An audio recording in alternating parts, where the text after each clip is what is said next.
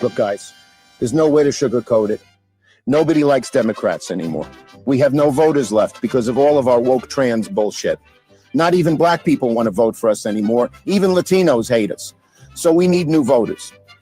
And if we give all these illegal aliens free health care, we might be able to get them on our side so they can vote for us. They can't even speak English, so they won't realize we're just a bunch of woke pieces of shit, you know, at least for a while until they learn English and they realize they hate us too. Look, guys.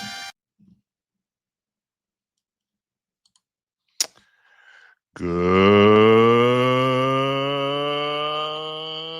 evening, everybody. Welcome to the following program. I am your host, Joe Neerman, aka Good Lawgic. Hope you had a phenomenal weekend, like exceptional weekend. A weekend that you're just like, oh my gosh, that weekend was so good. One of those types of weekends. I really hope it was one of those. I hope so. This week, I know I didn't put up a schedule yet. I should put up a schedule. This week, I will be streaming tonight, tomorrow. Not Wednesday night. Wednesday night I will not be here. Probably late Thursday. That's what's going to end up happening. That's what we're looking at. I'm probably also going to do a locals. I need to do that, I think, tomorrow. I think that's the only time I'm going to have a chance to do locals. Definitely, yeah, locals. Locals tomorrow. Let's do locals. Let's do it. At goodlogic.locals.com. Yes, locals tomorrow. Yeah. Why am I not going to be here Wednesday night? It's the Jewish holiday of Yom Kippur, which goes for like 25 hours or so. So, and it starts sundown on Wednesday and goes in through Thursday, and it ends when we're fasting, we're not eating. It's a lot of prayer. We spend, I'll be spending like 15 hours in synagogue during that 25-hour period. So that's just a rough estimate. That's a rough estimate. Don't hold me to that. I'm just whatever it lasts. That's when I'll plan on being there. So yeah, anyhow, but it's long. And it's the holiest day of the year. It's the Jewish Day of Atonement, in case you're wondering what that is. So that is what Yom Kippur means. Kippur means actually atonement. So hence the day. Or forgiveness? Kapara? Kippur? I don't know.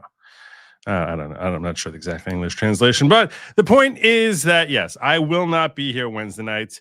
And then after it ends, which will probably be like around 7:30, 7:45 or so, I'm going to come home. I'm going to be exhausted. I'm going to eat. And then I have to catch up on what's been happening over the last couple of days. So that's why the show is probably going to start late on Thursday. That's the plan. So you're all in the know now. I'll give you I'll post a schedule. I'll do that. That should happen. It will happen, God willing. That's what will happen. What has been happening, what I wanted to share with you all today is three main stories. First and foremost, we have a goal tonight. I should mention the goal. The goal is that that if we manage to reach our 15 yellows within a span of the next 2 hours or so. So in that case, which is 10 super chats or rants combined of $10 or more, in that case, I'm going to be reviewing with you all the hearing for Charlie Kirk's alleged killer, Tyler Robinson. He had a second hearing. So we're going to be reviewing that together if, in fact, we reach the goal. If we reach the goal, which sometimes we do, sometimes we don't. It's really exclusively in your hands. So it's don't look at me. I can't. We have a goal. We have a goal. So there you go. All right. Three main stories I plan on covering tonight are, first and foremost, I want to talk to you all about Ian Roberts. This crazy superintendent story. It's kind of crazy. And if that's not crazy enough for you, the second story I want to cover is about a Soros associate who apparently had a dungeon for abusing women. That's what it's alleged. It's alleged that he had a dungeon, not underground, because I would think that dungeon is underground, not underground, as we're going to see. It's an above ground dungeon, which is, to me, it's not to make light of the situation, because what this guy was doing to women was absolute, if true, what this guy was doing to women was absolutely just no human, terrible, absolutely terrible. So and he's apparently a very, very wealthy guy. This guy is he has a stash on the side of like supposedly $70 million in the Cayman Islands. That's his side stash. And apparently he's an associate of he's allegedly an associate of George Soros. So we're going to hear about that story. And then the final story I want to break down for you all tonight is about government shutdown, or looming government shutdown. Our fiscal year for the government ends September 3rd, tomorrow. Tomorrow is when, tomorrow night, when the clock strikes midnight tomorrow, that's when our fiscal year runs out. So I'm going to walk you through all the different perspectives as to why it is that we have a looming government shutdown. And a lot of people on the right are blaming the left. People on the left are blaming the right, as you would expect. So we'll walk through that, and we'll try and break that down for you. Anyhow, that's the story. Nara knows. I don't know why you're testing. Why are you testing? I saw this. I was coming here. Nunya is here. You can start the show. You've been missed. Thank you. I missed you too. That's very, very thoughtful. Thank you. 21 months. We're going to give you the good juice for that. The good juice for that one. The good juice. It's a juice. The good juice for that one. So thank you. Thank you very much. Let's start off with you. Many of you may have heard about Ian Roberts. Some of you may not have. This is Ian Roberts when he's a superintendent from Des Moines. Well, Des Moines is one of several places he's from. This guy's from everywhere. And he was hired by the city council in 2023. The Iowa Board of Education hired him in 2023. And this is them all excited. This is them all excited about this hire. Look at this new hire we have. This board delivered on all fronts. All fronts! We delivered on all fronts. This is the announcement. And as such, I am thrilled today to introduce to Des Moines Public Schools, the Des Moines community, and the state of Iowa, Des Moines' 14th superintendent, Dr. Ian Roberts. On behalf Look of at them all board, beaming, so proud of the work they did. Such fine work from this. You look, if you take a look at these are some of the sharpest tools in the shed. They banged their heads together and came out with this phenomenal choice of Ian Roberts. Please, thank you all. I am pleased to welcome Dr. Ian Roberts to Des Moines and Des Moines Public Schools. Dr. Roberts.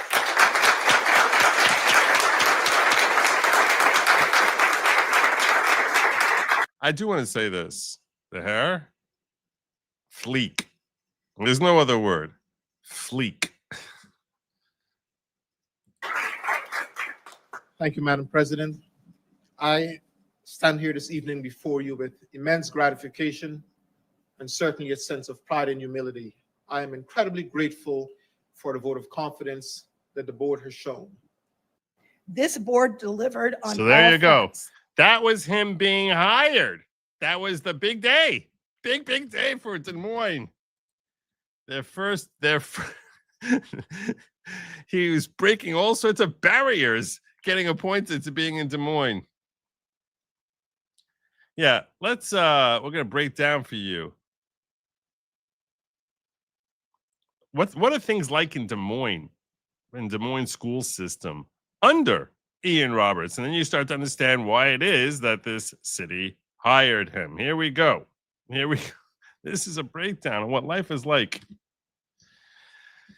Des Moines, all Democrat, all female school board hired illegal alien fugitive Ian Andre Roberts, the superintendent, based on skin color despite lacking qualifications. We're going to get into that some more also. Armed with a legal firearm, he charmed the board. Did they know his status reported today? Recent data shows a 30% increase in school board controversies over gender identity politics since 2023, with drag queen story hours becoming a flashpoint. This is like in their education system, drag point story hours. Often defended as inclusive, but criticized for sidestepping traditional values. That was reported April 14, 2024. We also have a 2025 report from the National Association of School Boards indicates that 45% of districts have faced legal challenges over religious expression in schools, contrasting sharply with acceptance of drag performances, which some argue prioritize ideology over safety. The Des Moines incident involving an illegal alien superintendent aligns with broader trend where progressive policies like those promoting gender fluidity are implemented without robust background checks.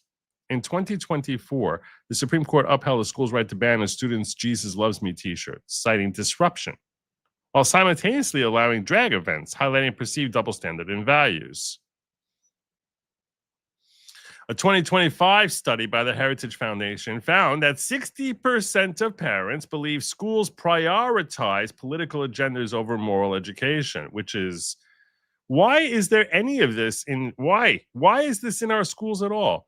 Christian values often excluded despite historical precedents. The juxtaposition of excluding Christian values while accepting figures like drag queens and transgender individuals in schools reflects a cultural shift documented in 2025 Gallup poll, where 70% of Democrats support such inclusions versus 30% of Republicans, fueling polarization. There's no reason for schools to be so highly polarized. It's kind of ridiculous. It is kind of ridiculous. All right, let's move forward here. Move forward, because I got a lot more on this story. So, in case you were wondering, there's more confirmation we have here, which is specifically that Dustin Grage is reporting. He's been covering this story very extensively. Goes at Grage Dustin. I have confirmed from Maryland Freedom Caucus Chairman Matt Morgan that Des Moines Superintendent Ian Roberts has been a registered voter in Maryland since 2012. A registered voter in Maryland since 2012. Roberts is an illegal alien. Yes, Roberts, the illegal alien, has been a registered voter in Maryland since 2012. In June of this year, a concerned citizen, what's been going on with him? Well, in June of this year, a concerned citizen wrote DMPS board president Jackie Norris, and we're going to see a clip of Jackie Norris, a relatively recent clip of Jackie Norris, expressing concern about Ian Roberts speeding past them at 50 to 60 miles per hour over the speed limit. This guy going 50 to 60 miles over the speed limit on Fleur Drive. Jackie Norris responds to the concern with this, quote, while not defending his poor driving, I am sympathetic to him at times because he stands out, flashy clothes, and of color in Iowa. We are always watching. What? What the hell does that even mean? What does that mean? Someone walk me through this. What does that mean? We are always watching. You're not always watching. You're not God. You're not always watching. What the hell is that? I don't know what that means. We're always watching. No, apparently not. You're not even sure if you responded, so apparently you're not always watching. Matt Morgan reporting, have you heard about Ian Andre Roberts, the Des Moines, Iowa public school superintendent, arrested last week for a standing deportation order? It turns out he's actively registered to vote in Maryland despite being a legal alien. This isn't just another story. It's a blatant failure of our system, and we demand answers. What are your questions? How did Mr. Roberts remain in Maryland after his student visa expired? Well, that I don't think is hard to understand. I think he just remained. And when you remain, you just stay there. How did an immigrant here illegally register to vote in the first place? Oh, that's a good question. That's a question we want answered. According to his self-reported work history in multiple states, how has his voter registration remained active at an address he could not have lived at for the past decade? Maryland. Another Maryland man, I guess. Why is the State Board of Elections obstructing a valid request by the Department of Justice to ensure compliance with federal election laws, citing immigration enforcement as a primary concern? There you go. That's the Maryland Freedom Caucus, which is none too pleased None two, please. I got more from you from Dustin Grage. Oh, I got that one already. Got that. Let's talk about his weapons charge. Oh, there's more with this one. The criminal illegal alien with the prior weapons charge was working as superintendent in Des Moines public schools. He has an existing weapons possession charges from February 5th, 2020. Roberts entered the U.S. in 1999 on a student visa and was given a final order of removal by an immigration judge in May of 2024. This illegal alien was hired despite his criminal record, which should alarm parents of the Des Moines school district. Oh, my gosh. Oh, my gosh. In case you're wondering, I actually was like, it's got to be illegal for... There has to be a law against illegal aliens owning a gun, right? That can't be. I know that you have your whole Second Amendment rights, but they don't have the same civil rights standards that we have. I actually checked it out with Grok because I was like, this can't be. It can't be that they're allowed to own guns. There's got to be a law saying that's something we're not going to just allow.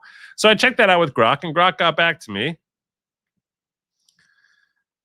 And I said, are illegal aliens allowed to possess a gun? And he said, as of today, September 29, 2025, the legal status of undocumented aliens, immigrants, because, it's freaking woke Grok, often referred to as illegal aliens possessing firearms in the United States, is governed by federal law with some nuances based on recent court rulings and ongoing debates. Here's a detailed breakdown based on the latest information.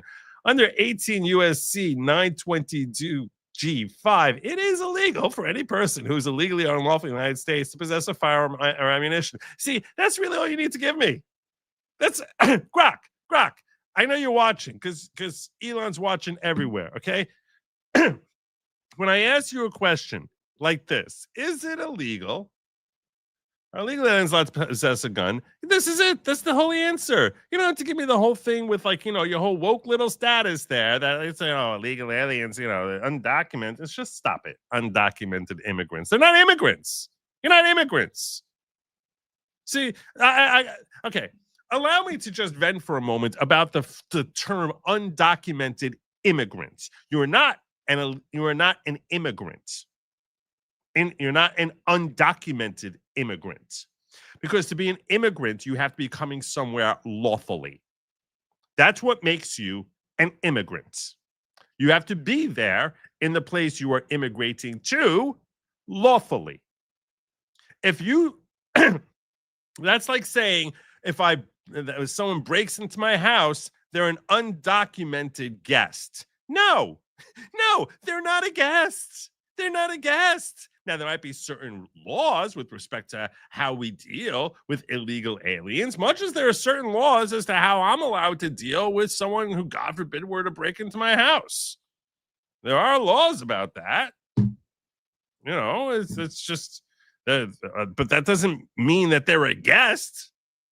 And it doesn't mean you're an immigrant. You don't just become an immigrant is a hallowed status in that you actually have attained the right to be inside the borders of that country. That's part of the deal.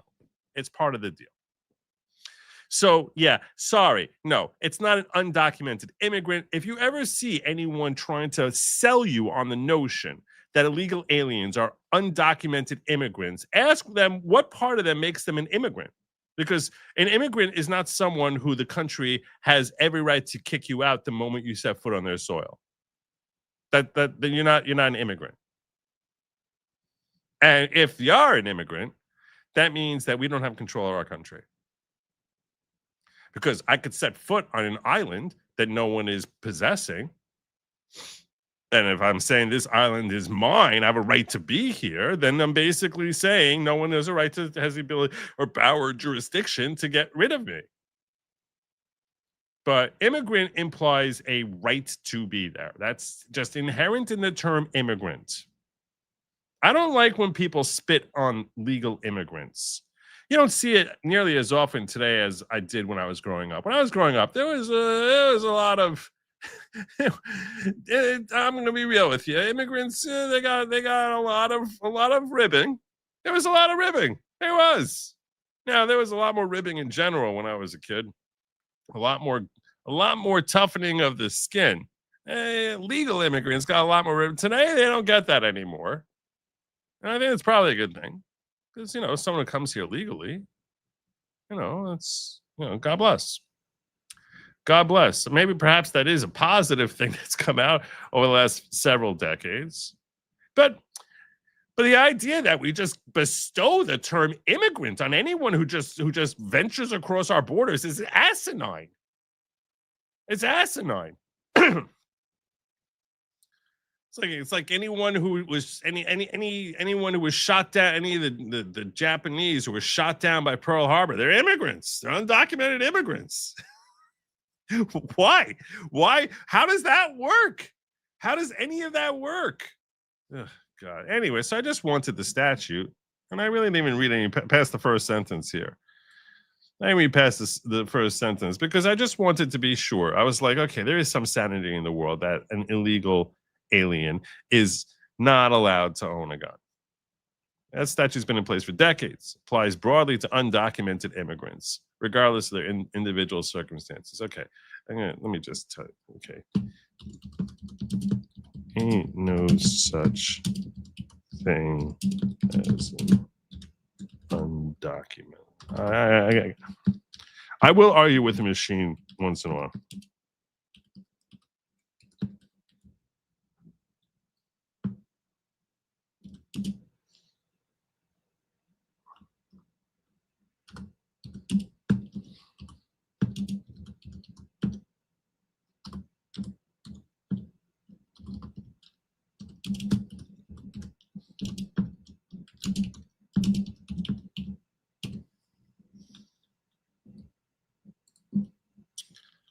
All right. So now we got that out of the way. Hopefully I cured Grok. Hopefully I cured.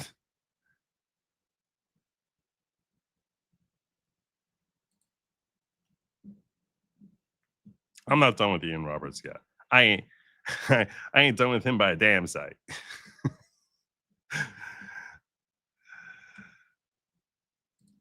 All right, Ian Roberts, straight out of the Fraud Man Handbook. There's more to this guy. If you thought that we got to the bottom of this story, no, there's more. Straight out of the Fraud Man Handbook. Here's a snap of his LinkedIn page before he took it down. Notice how they don't list any degrees.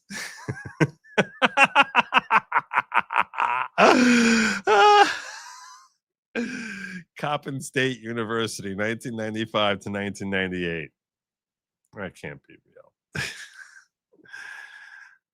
That can't be real. Tell me that's not Coppin State. There's no state called Coppin. There's Tennessee State. There's Missouri State. There's no Coppin State. I don't believe it. Maybe I'm showing my ignorance.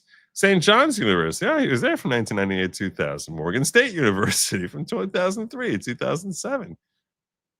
Incoming MBA candidate at MIT. Sure. Incoming MBA. Straight out of Morgan State University. He's just going right over to the MBA, MIT's MBA. Sure, he's a candidate.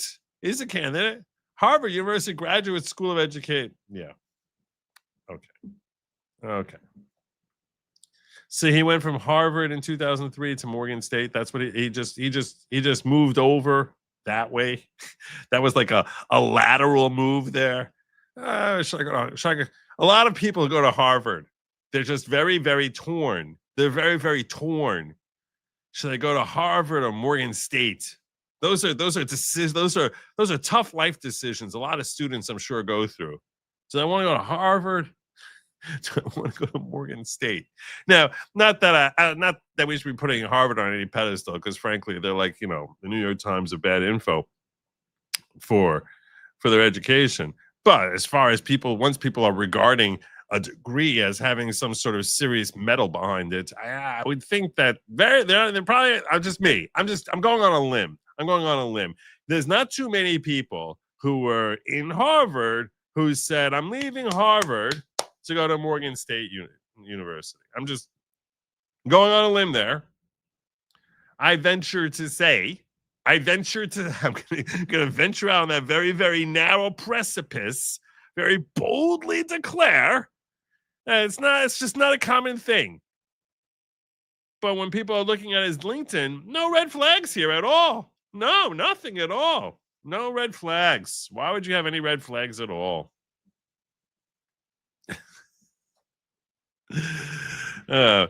Mind you, these are the women who vetted him. This is the group here. They looked at his LinkedIn. They're like, "Oh, he went to Harvard."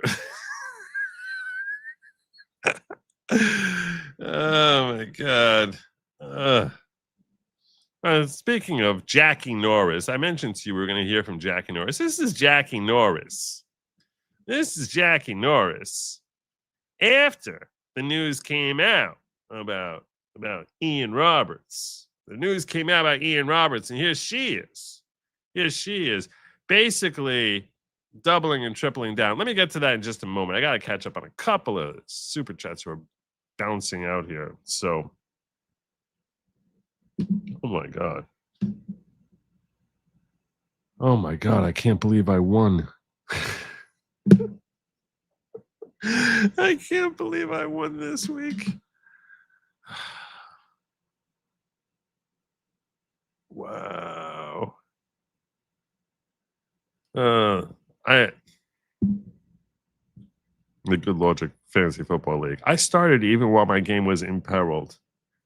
And here the Bronco defense. And this was the final score right there. Oh, yeah. Oh, that's so sweet. Oh, that's so sweet. Oh, that's so sweet.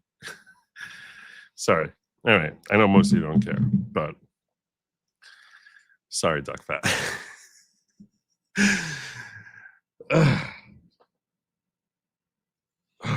Wow. Yeah. Yeah. All right, let's go. Let's go. What we got? All right, so I'm following the Jewish calendar now without a choice because of this show. Now, what else do I need? Qualify for Judaism. So you got to get yourself a little knife. What do you need to qualify for Judaism? You're going to need to get yourself a knife. Make it particularly sharp. Particularly sharp. It's a family show. I missed the beginning. What's the goal? The goal is 15 yellows in a span of 2 hours. That's $10 or more. And if we hit the goal, it's in the chat. You can see it at the top. It says goal.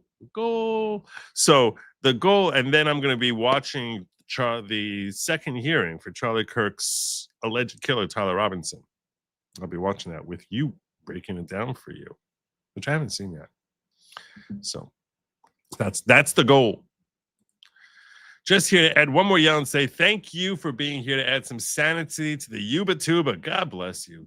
I'm doing my best. I'm really trying. I'm trying to add some sanity to the Yuba Tuba. We all got to add a little sanity to the Yuba Tuba. Yes, Duck Fat. Duck Fat is not too happy. 0.20. 0.20 looks like 50 points in the box score.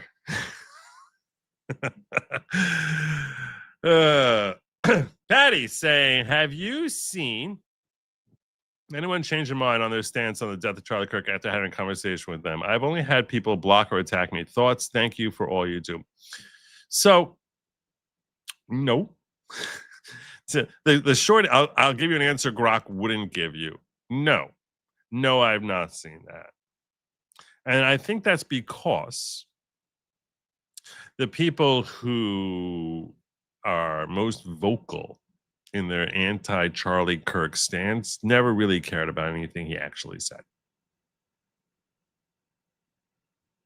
They just they want to entrench themselves in the narratives.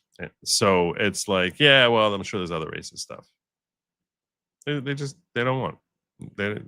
It's a cognitive dissonance. If you're not familiar with that term, Patty, or anyone else not familiar with that, cognitive dissonance is a term which plagues not simply the left. It plagues humanity. It really does. It's a feeling of I am uncomfortable by hearing things that upset my preconceived worldview. And accordingly, I will dismiss that and try and find any other way of latching on to my preconceptions because it makes me feel uncomfortable to feel as if my preconceptions are wrong. So you're cognitively dissonant with reality. You're making a decision to be dissonant, to be out of sync with reality, and just latch on to something that is more comfortable. Cognitive dissonance is really a large part of what the algorithms that social media rely on. They invest very heavily betting on cognitive dissonance.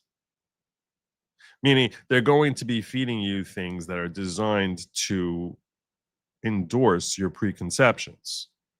So whatever level of cognitive dissonance and echo chamber bubble people had 20 years ago is only going to become more and more locked in because of social media. Because social media assumes you want to hear more stories like that. And to break free of that echo chamber is going to become more and more of a challenge because of social media. There's a lot of really good things about social media, but that is definitely one of the bad things about social media. There's probably more bad than good in social media. Not kidding you. It's probably a lot more bad than good in social media. There are some positives. I think some people are like, social media is just absolutely everything about it is terrible. And I think that for younger people especially, it's very bad. It's worse for younger people than it is for older people, because I think that it retards the growth of natural social skills. I think that really anyone under, I know it's not realistic to say this because everyone wants to get a phone, and frankly, kids are getting phones younger and younger. People would be healthiest if they never got on social media before they turned 30. Now, that's obviously not realistic. I understand that. I'm not trying. I get that. It's not realistic for the most part. In certain religious circles, they will stay off of social media altogether.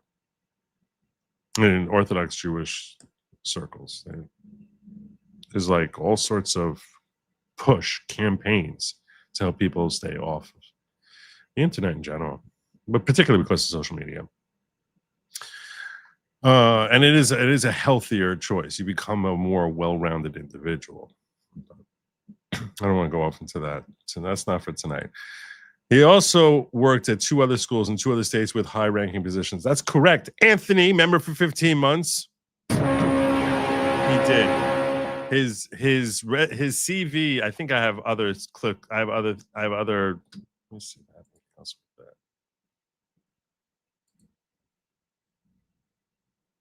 Maybe I skipped that. I appreciate you calling that to our attention. Yeah, he does have other. That's true. He worked in Texas. He's been all over the country, this guy. This is why my son, other family members, and I are pooling our money to send my grandson to a private Christian school. You should. I think it's a very, very healthy investment. I think it's a very healthy investment. The way Christian schools operate is actually a lot smarter than the way Jewish yeshivas operate financially, which is something you would never imagine how bad Jews are at managing money when it comes to education system, but we really are notoriously bad. And that's largely, you have an advantage because you're able to structure it as donation and give the money through the church. So it ends up becoming a donation to church, from what I understand. At least many Catholic schools operate this way. So you donate to the church, so it becomes a donation, so it becomes something that's a tax write-off, and then that donation ends up translating into education, which is something that Jewish yeshivas never figure out how to do. So Iowa is the whitest school district in the world with such large diversity. I was amazed. It's, well, yeah. Yeah. Joe, you just validated Grok. Ain't no is a double negative. Fix yourself, sir. You're supposed to be training Grok correctly, not affirming it. Fair enough. Fair enough, Adrian. I face Adrian next week. Getting back to fantasy football. we face off next week, which never goes well for me. As superintendent of the school district, he also removed the first offense from the reason not to hire. As superintendent of the school district, he also removed the first offense from the reason not to hire. I'm not sure what you're trying to say. Kansas, thank you, Mima. See, this is really sweet. Thank you so much. I'm hoping you help me get to my goal. Thank you, Kansas Mima. You're awesome. Kimmy, Coppin State is an HBSU in Baltimore. Says 1995, 1998. I thought he entered the country in 99. So how is that possible? He just made up his resume. That's how it's possible. That's how. You wonder how? That's how. He made look. You think he didn't make up Harvard? Hey, thank you, Liz. Liz trying to push us. Oh my God. Oh my God. Liz. Oh my God. Oh my God, Liz, you awesome.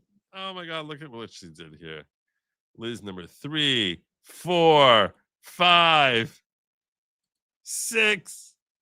Oh, she put 5 twice. All right. 6, 7.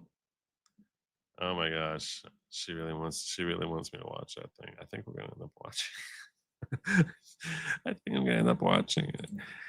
I figured out what the goal was. I know what cognitive dissonance is. I wasn't speaking specifically to you. A lot of times I'll use, so I wasn't assuming you didn't know what cognitive dissonance was. If I see something in a super chat which touches on a thought I have, which I'm trying to share with the audience, I'll address it to the person who wrote it, even if I assume that they may know. But because it just you're giving me an opportunity to talk. that's what this is happening here. So I'll address it to you out of respect for the fact that you sent me the super chat. It's not meant in any sort of presumption about any knowledge, lack thereof, or ignorance of you or any specific poster. So I'll address it to you, but I'll talk to you, but I'm really addressing it to everyone. I find it's more interactive that way, but don't take offense, certainly. My son went to Israel in high school, but is now getting indoctrinated against them. Sad. Are you taking time off during Yom Kippur? Yes, I will not be here on Wednesday nights because of Yom Kippur. And I'm going to be starting late on Thursday. So that was...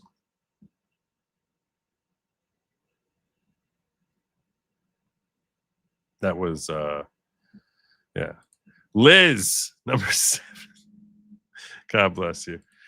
Good thing about social media, I found Joe. Bad thing, I have to hear about Taylor Swift and Nick Rekieta's sex life. I don't talk to you about. Very rarely do I bring up Taylor Swift. Okay, I'm done. 2 more. Wait a second. How is this possible? This is not your becoming a YouTube member. You've been a follower before. God bless you. I'm gonna give you the one because you're awesome. Thank you so much. Let's hit that goal. We appreciate your time, Joe. Thank you so much. Did we actually hit the goal? Did she bring us Democrat. that goal? Oh my gosh, time, Joe. She did. Look at her. Look at Liz bringing us across the finish. Well done, Liz. Thank you so much. It was very, very kind of you. We hit our goal. Liz brought us across the goal. So I am going to be covering that near the end. Well, yeah. Before I close out the show, God willing, I will be covering the Charlie Kirk, the Tyler Robinson hearing. One moment. My reason for doing this is standing next to me to my left, which is not a common occurrence during the show. I can mute so you can talk more freely if that helps you. I don't have the keys. I don't have the keys to the white car. I checked before, and I don't know where they are. Yeah, we need to find those keys. I understand what you're saying. Yeah. I don't know where they are. I thought they were in my pocket, but they're not.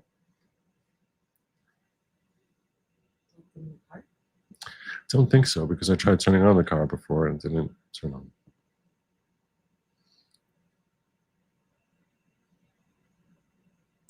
These are pickles. You'll find them. You'll find them a lot more quickly than I will. I don't think so. You're gonna find these keys. They're probably in your pocket. No. Listen, they're not in my pocket because it would have registered when I sat in the car. So they're definitely not. I don't feel them in my pocket, and the card had registered in my pocket. So, yeah, definitely don't. I don't have them. There you go. There you go. That's you just got a peek into the Good Lawgic home life right there. Did you see Charlie Kirk's letter to Netanyahu was released? No, I didn't see that. Oh, that's what it is. You're a locals member and on and off ghetto member. Okay, that explains it. Dominion After Dark rated the stream. God bless you, Dominion After Dark. Thank you so much. All right, let's get back into this Ian Roberts, because you had to see this crazy woman. This is one of the women. Remember? Okay, we started off here, right? We started the show off.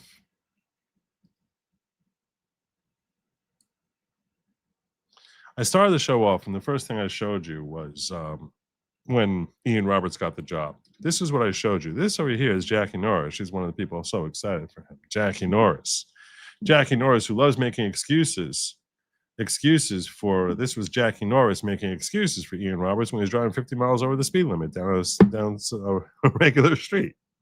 Oh, he's just flashy. He's just flashy. That was Jackie Norris there. Here's Jackie Norris after it's exposed that he's an illegal alien who, by the way, was ordered deported during the Biden administration. So in 2024, there was an order for his deportation, illegal gun charge, all that stuff, not supposed to be here. So it's not like Trump was like, let's get rid of this. No, ordered deported by the Biden administration. And here is this crazy woman, Jackie Norris. I heard this. I couldn't even believe my ears. On behalf of the Des Moines public school community, I want to provide an update from district leadership and the board on the current situation unfolding with our superintendent, Dr. Ian Roberts. Before we begin, it seems fitting to take a page out of Dr. Roberts' book and fitting to say, listen to the house. I mean, just like doubling down. Let's take a page out of his book. Oh, okay. ask the community to engage in radical empathy as we work through this situation. Radical empathy. Radical empathy. Together. Radical empathy is the recognition that we can disagree and still empathize with each other. The respect of others' humanity. This concept will be essential as we wait to learn more. Radical empathy. What the heck does that even mean? I mean, she explains what it means. We do not have all the facts. I just want to hear this again. Let's begin. It seems fitting to take hear a this again. page out of Dr. Roberts' book and ask the community to engage in radical empathy as we work through the situation together. Mm-hmm.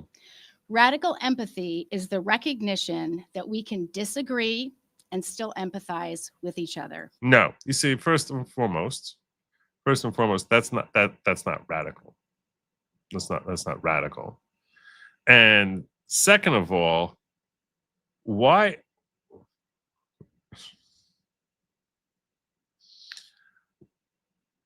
The guy is a big, fat, stinking liar who made up his entire resume, was illegally here in the country, never had any of the degrees that he supposedly had. I'm very doubtful he wrote this book that you think he wrote. But I don't know. I guess it's possible he did. That was purely speculation on my part, given the fact that everything else on his resume is made up. So I would assume probably other stuff there has been borrowed, if not completely lifted from someone else. And Why would you be doubling down? How stupid. Like, it's astonishing to me. It's astonishing. This is cognitive dissonance. This is what this is. I cannot accept that we were wrong on this guy. So I'm going to be doubling down and quoting to you from the brilliance of radical empathy. The respect of others' humanity. It doesn't matter that he's here's the thing. Here's the thing. You're not it being noble. This is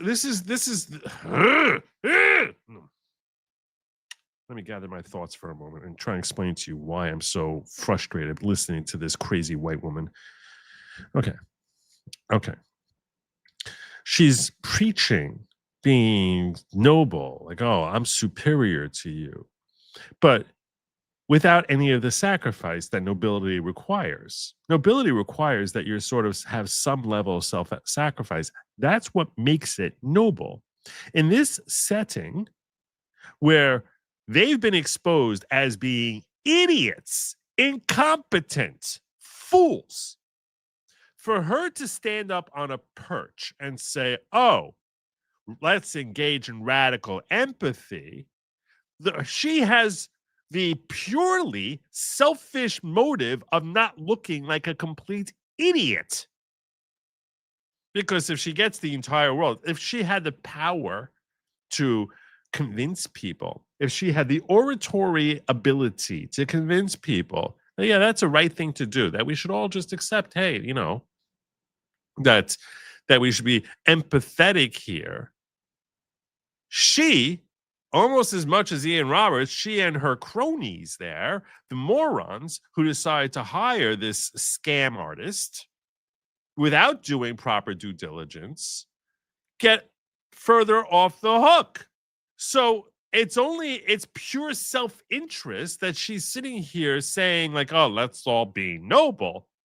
Let's be noble. That is not nobility. That's selfishness. It's the exact opposite of nobility. But it's basically selfishness cloaked as nobility. And that's why this rings like is so disgusting, so awful. Like, you're such a terrible human being. This concept will be essential as we wait to learn more. Wait to learn more? Why don't you check into his Harvard attendance from 2003 to 2003? Why don't you look into that before he went on over to Morgan State? Idiots.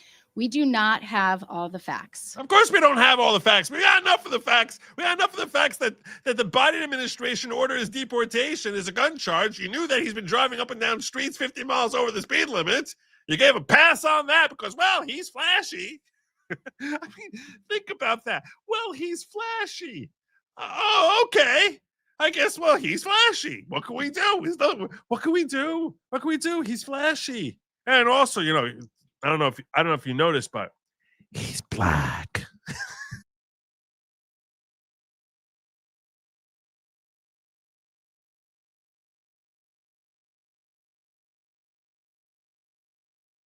There is much we do not know.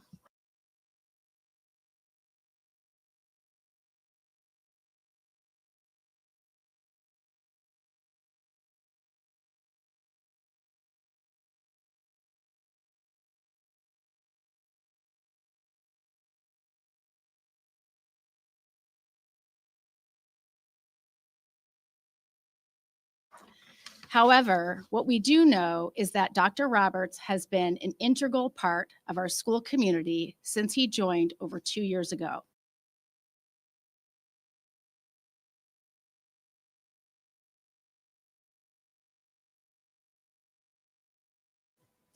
During his time with our district, he has shown up in ways big and small and has advocated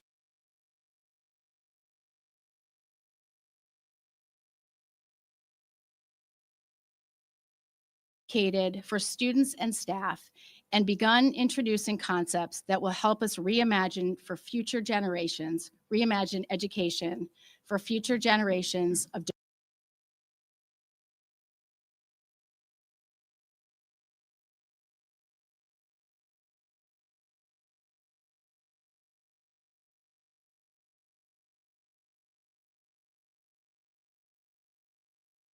Des Moines students.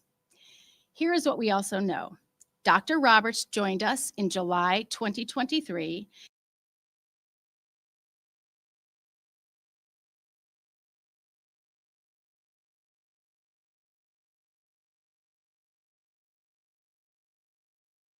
and has held educational leadership positions in districts across the U.S.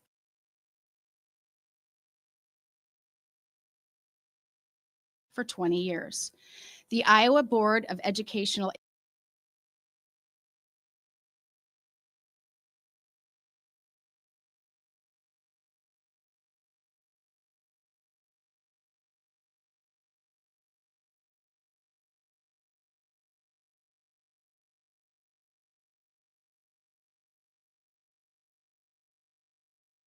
examiners issued Dr. Roberts a license to serve as superintendent in the state of Iowa in July.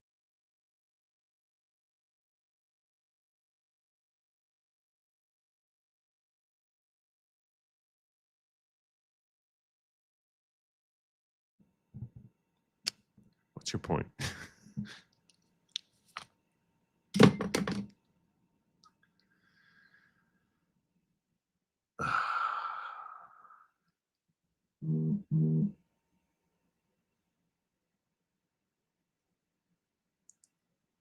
Man, if you knew the gold I had. If you knew how much gold I had. So much gold. Oh my God. I couldn't even recreate it. I was like on fire.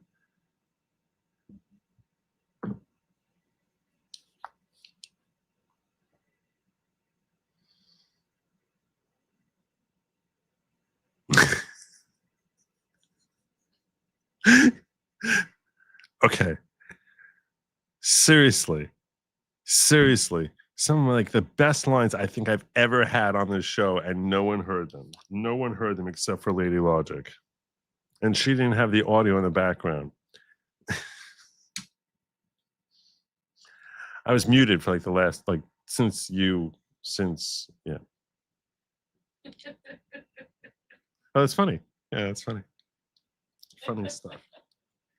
Funny stuff.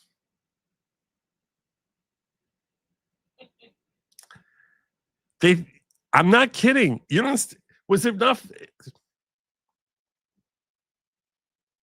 I can prove it. I can prove it.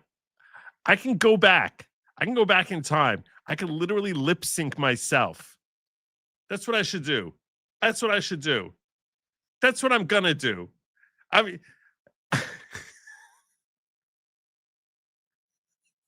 that's what I should do. Oh my God. I'll just go back in time. I'll play like the video and I'll just lip sync. I'll lip sync myself.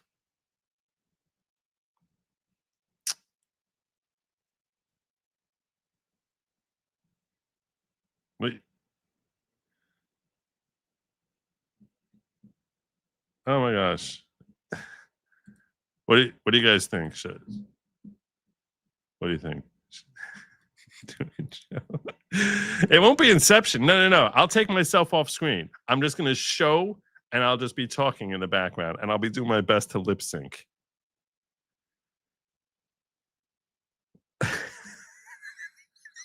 I don't know if I'll be able to have the voice inflection quite as hard. Okay, we're going to try it. This is a live stream for, there's no other podcast which has ever tried this before. No one. I'm breaking new ground here. This is breaking new ground.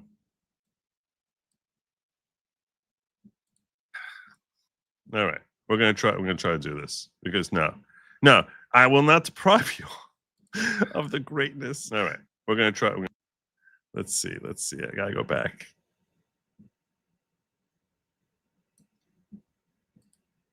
Oh my gosh! Wow, it went for a while.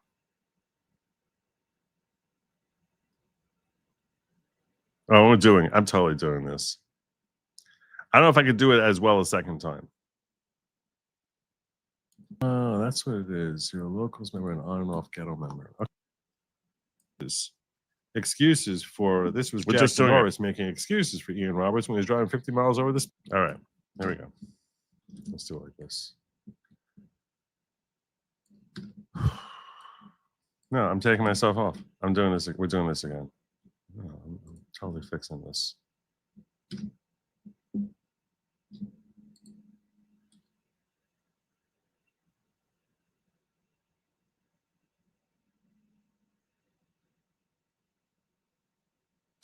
All right, let's try it. Let's see what we got. Let's see what we got. Speed limit down a regular street. I'm still here. You Oh. can still hear me, right? He's just flashy. He's just flashy. That was Jackie Norris there. Here's Jackie Norris after it's exposed that he's an illegal alien who, by the way, was ordered deported during the Biden administration. So in 2024, there was an order for his deportation, illegal gun charge, all that stuff, not supposed to be here. So it's not like Trump was like, let's get rid of this. No, ordered deported by the Biden administration. And here is this crazy woman, Jackie Norris.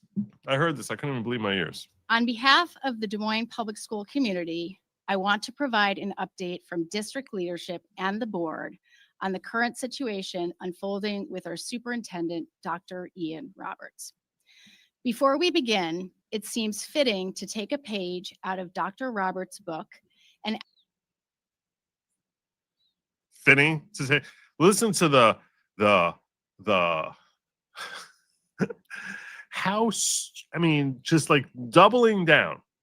Let's take a page out of his book. Oh, okay. ask the community to engage in radical empathy as we work through the situation Radical empathy. Radical empathy. together. Radical empathy is the recognition that we can disagree and still empathize with each other. The respect of others' humanity. This concept will be essential as we wait to learn more.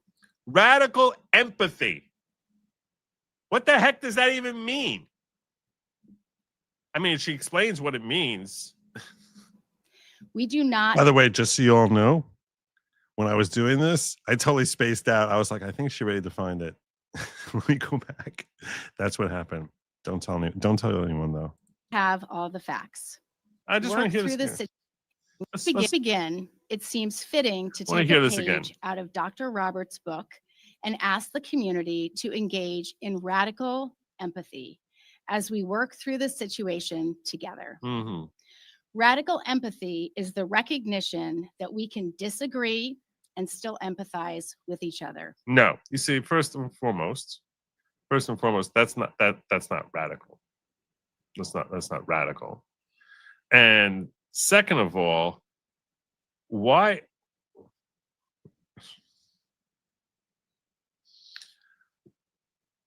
The guy is a big, fat, stinking liar who made up his entire resume, was illegally here in the country, never had any of the degrees that he supposedly had. I'm very doubtful he wrote this book that you think he wrote.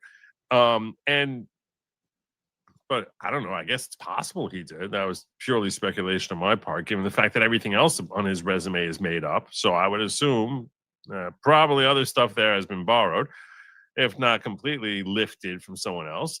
And why would you be doubling down? How stupid. Like, it's astonishing to me. It's astonishing. This is cognitive dissonance. This is what this is. I cannot accept that we were wrong on this guy. So I'm going to be doubling down and quoting to you from the brilliance of radical empathy. The respect of others' humanity. It doesn't matter that here's the thing. Here's the thing. You're not it being noble. This is. Let me gather my thoughts for a moment and try and explain to you why I'm so frustrated listening to this crazy white woman. Okay. She's preaching being noble, like, oh, I'm superior to you, but without any of the sacrifice that nobility requires. Nobility requires that you sort of have some level of self-sacrifice. That's what makes it noble.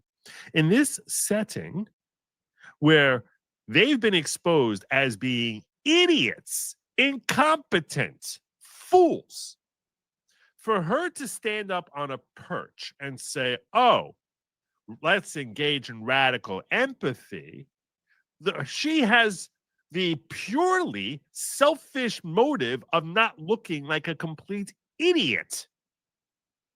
Because if she gets the entire world, if she had the power to convince people, if she had the oratory ability to convince people, yeah, that's a right thing to do, that we should all just accept, hey, you know, that we should be empathetic here.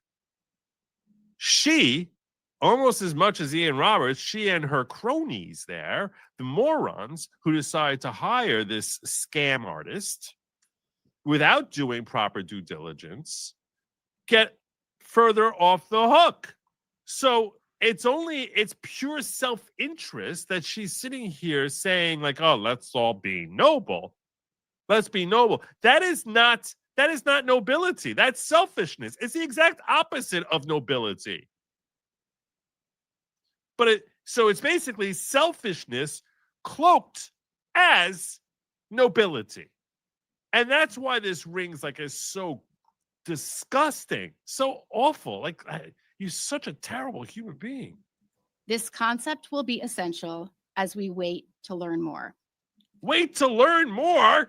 Why don't you check into his Harvard attendance from 2003 to 2003? Why don't you look into that before he went on over to Morgan State? Idiots. We do not have all the facts. Of course we don't have all the facts. We got enough of the facts. We got enough of the facts that the Biden administration ordered his deportation is a gun charge. You knew that he's been driving up and down streets 50 miles over the speed limit. You gave a pass on that because, well, he's flashy. I mean, think about that. Well, he's flashy. Oh, okay. I guess, well, he's flashy. What can we do? What can we do? What can we do? He's flashy. And also, you know, I don't know if you noticed, but he's black.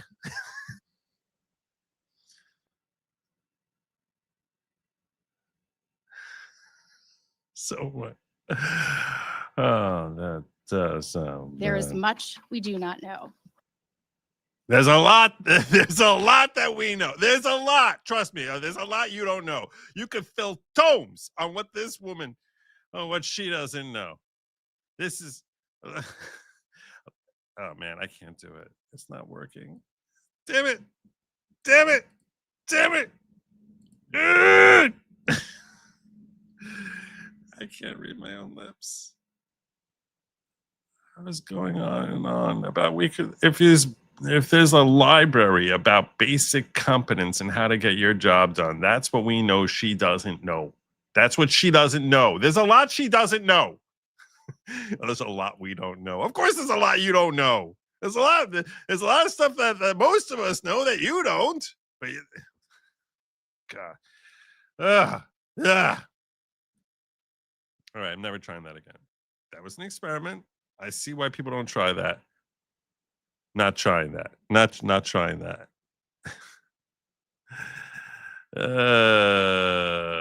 APB for missing keys. I don't even know what that means, Kimmy. Fun part watching Joe is you can listen at 1.7, not too fast. You're welcome. Hi, Joe. Glad to see you tonight. If you could redirect to me, that would be awesome. I'll try to do that. Yes. Please don't have a coronary incident, Joe. You're like, it's really imagining education, eliminating the need for degrees and replacing them with resumes that claim accomplishments. The doctor's resume writing class was the best. Well, sort of. I really wasn't very. I am not a master of space and time quite yet. I appreciate your sympathy. Thank you, Patty. That was very brutal. Weak, mothering helicopter harpies have ruined my country since the 1960s. I only showed up in the 70s. So But yes, you're right. It's the 60s. I came into a country that was already backward. It's always amusing to watch everyone trying to correct their mistakes. It wasn't that amusing. No, that was just horrible. That was horrible. Super Nintendo robbers. You can't go back. I can't do it. A quote from the liar to prove you should sympathize with the liar. Yes, that's what she was saying. Let's quote from the liar's books to explain why you should sympathize with the liar.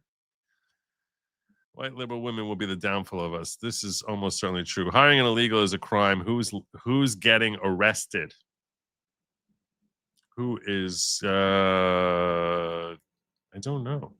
I doubt anyone's getting arrested.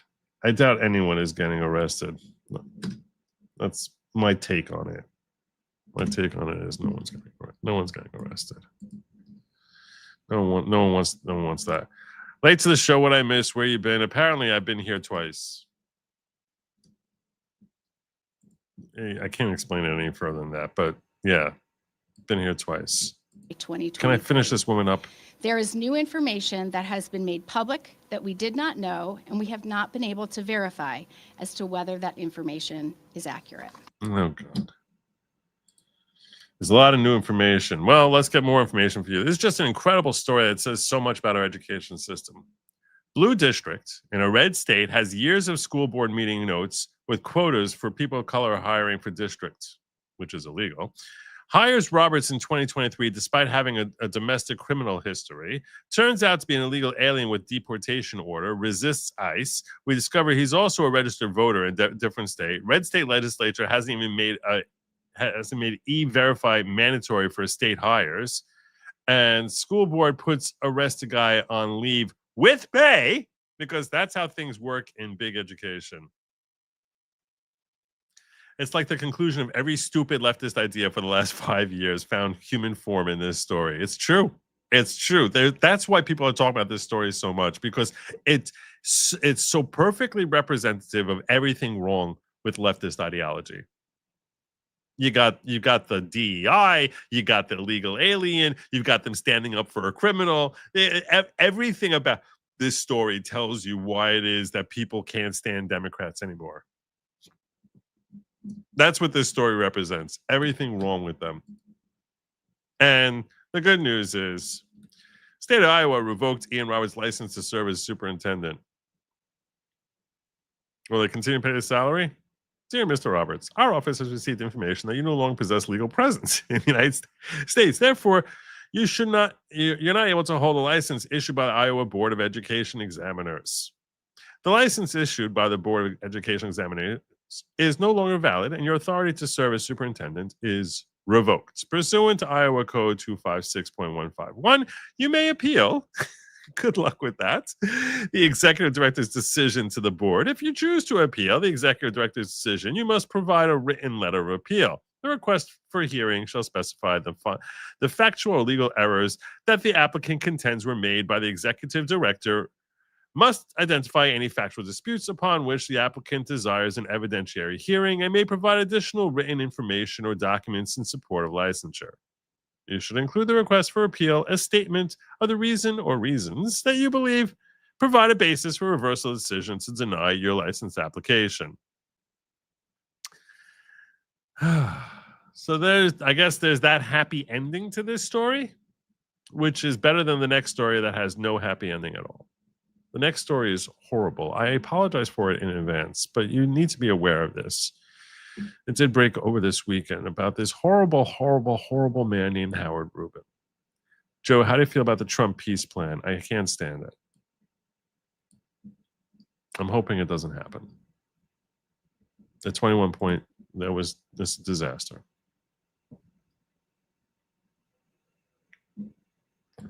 Johnny Reb was asking me how I feel about the peace plan. Rosalian says, Lady Logic, you'll find everything faster. Your husband couldn't even find his own glasses without you. By the way, she found the keys in 2 seconds. And she moved the car. Oh, thank you so much. Joe, I watched his court today. Don't bother.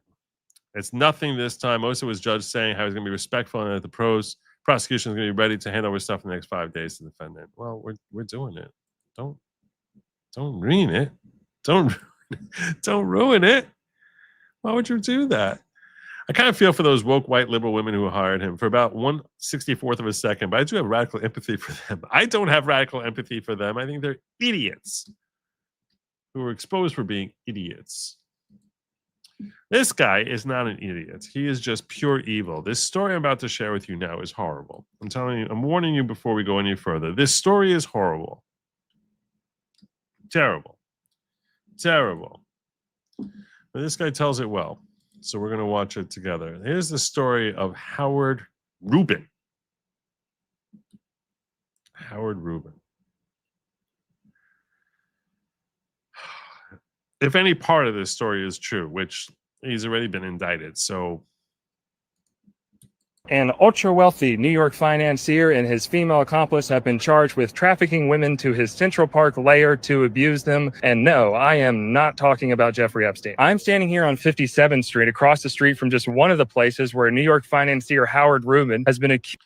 In the picture here, he has a black eye, and frankly, I hope he spends the rest of his life with multiple black eyes. Accused of torturing women for at least a decade. He did so here in a soundproof room filled with electrical shock equipment he called the dungeon. Now I can see all of. He's got a soundproof room filled with electrical shock equipment that he calls the dungeon. You guys going to the comments right now being like, BDSM isn't a crime, microphone man. The way he did it absolutely was. Here's how it went. He would get his assistant, Jennifer Powers, seen here with her DJ husband. And I hope she spends a great deal of time in prison also, this enabler. She was the Ghislaine Maxwell to this guy. Disgusting. To go online and find women, many of them desperate and on the verge of homelessness, and promise them cash for agreeing to spend a night in the dungeon. Once they got here, they were given alcohol, and after they were sufficiently inebriated, they would be handed a blank NDA that they had to sign after they. So an NDA is a non-disclosure agreement. So he basically they would get like these impoverished women to sign in an NDA. Sign that, they were given Valium, so they would basically be out of it, and then taken to Howard Rubin's dungeon to find out what his kink was. His kink is less of a kink and honestly reads more like Mexican drug cartel level torture. His big thing was electric shocks. Particularly, he liked to tie women to a cross and electrocute their genitals. There was a safe word. If you said it, he just kept going. A lot of women passed out because of. That's not a safe word. Just saying. That is not a safe word. This. We confirmed some of this from texts that Jennifer Powers sent to Rubin, saying things like, I can only imagine what you did to her on that cross. Did you shock her? And then he responded with, yeah, of course, and then complained that the electrocution device needs more power. In another text that Rubin wrote talking about a victim, he said, she hates it, but she's so desperate. We've got to make her cry, 3 exclamation points.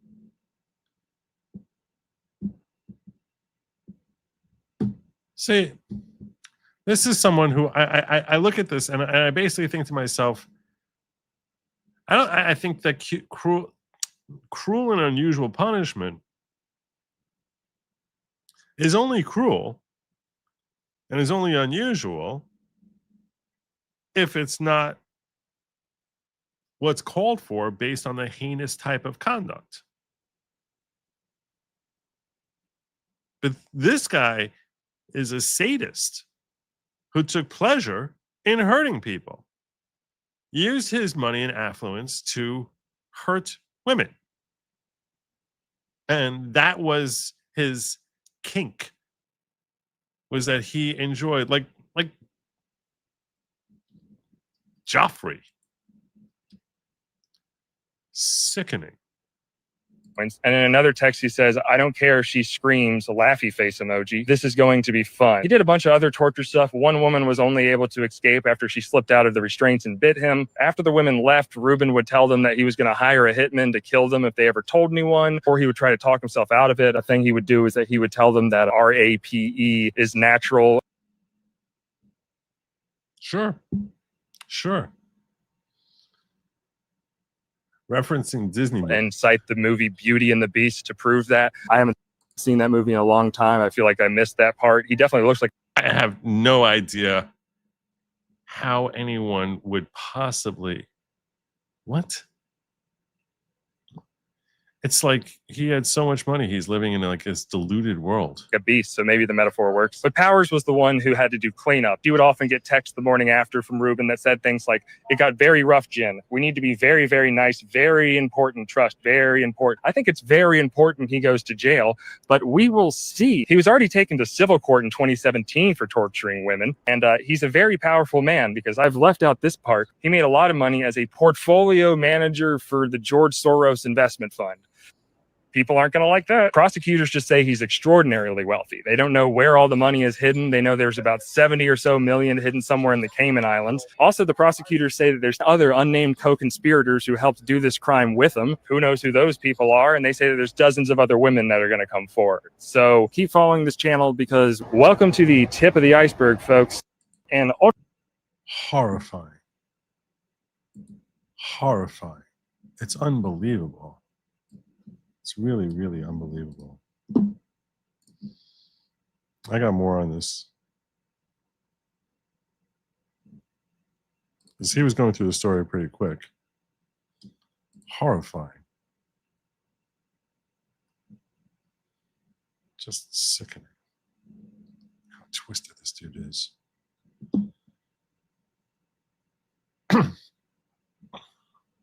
New York Post reporting, read sickening messages between ex-New York City financier Howard Rubin and his personal assistant as pair celebrate hurting women. Disturbing text messages between accused BDSM crazed tycoon Howard Rubin and his longtime personal assistant were laid bare Friday as federal prosecutors charged the pair with a decade-long trafficking scheme. Rubin, 70, brazenly memorialized his twisted deviances in missives exchanged with 45-year-old staffer Jennifer Powers and others, including some of his alleged victims, giddily bragging about his love of hurting women, court papers charged. Here are some of the sickening messages revealed by Brooklyn federal prosecutors as Rubin and Powers were hit with a 10-count indictment. I hope they put this guy on suicide watch because I do not want to see this man escape justice by taking his own life.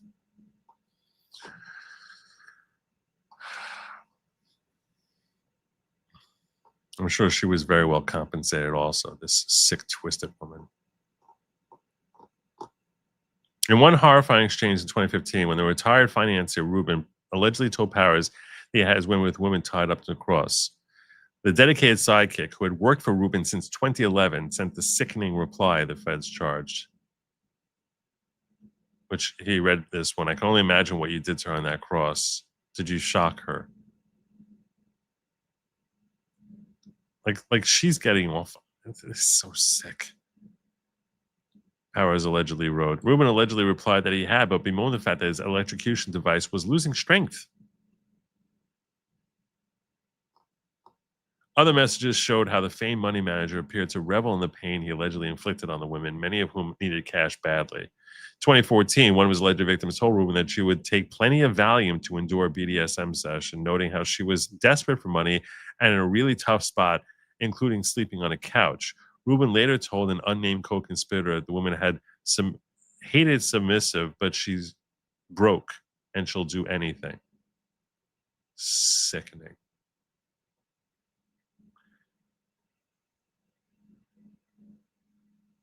She hates it, but she's so desperate, he wrote, according to feds. We've got to make her cry. Unbelievable.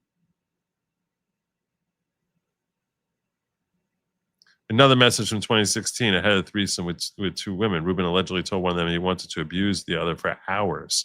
I don't care if she screams, he allegedly wrote along with a laughing face emoji. This is going to be fun.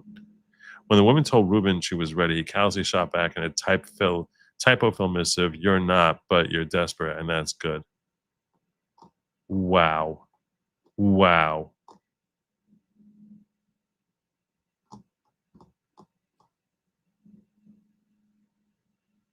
So they are both charged.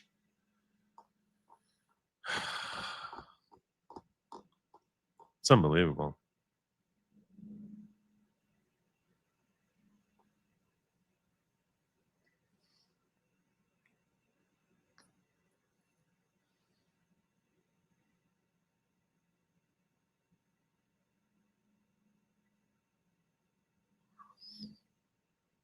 Which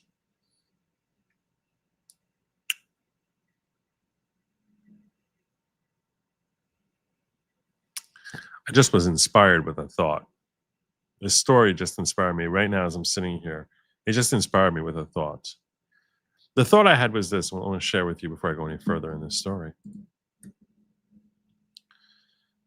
I don't think it's legal to pay someone money to self-mutilate. Like, let's say he was paying these women to like permanently mutilate themselves. I don't think that's legal. I don't think that's legal. Now I'm curious. Now I'm curious. Because if that is illegal, would that be a basis to charge doctors who transition?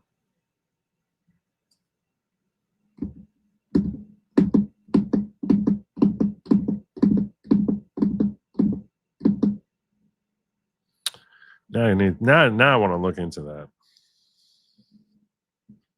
All right. Sorry. Side point that sort of my brain went off into.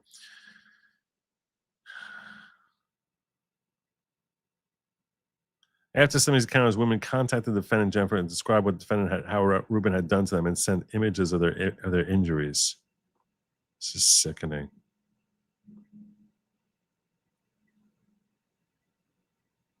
So sickening. Are there exhibits to this?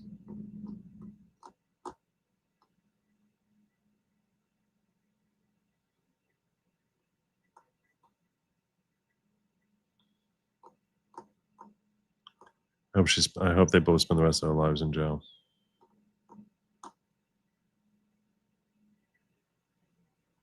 Sickening. It's got Mann Act violations, bank fraud. They don't have the exhibits here. All right. Prosecutors said Rubin and the women then allegedly went to brutalize the gagged victim, punching her breasts and head. She eventually was able to free herself enough to bite his finger. After he chillingly told Powers to tread lightly with the victim, the court papers show, quote, "It got very rough, Jen. We need to be very, very, very nice. Very important trust. Very important," he allegedly wrote to his personal assistant. These people are sick.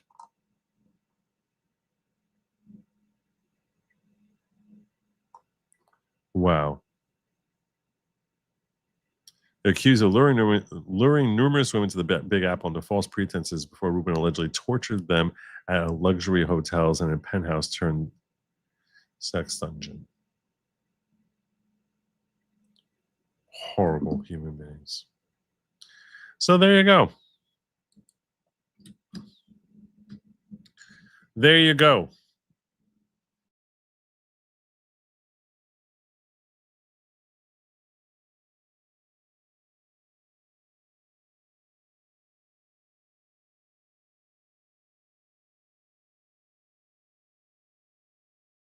Now, I had a circle there for a minute.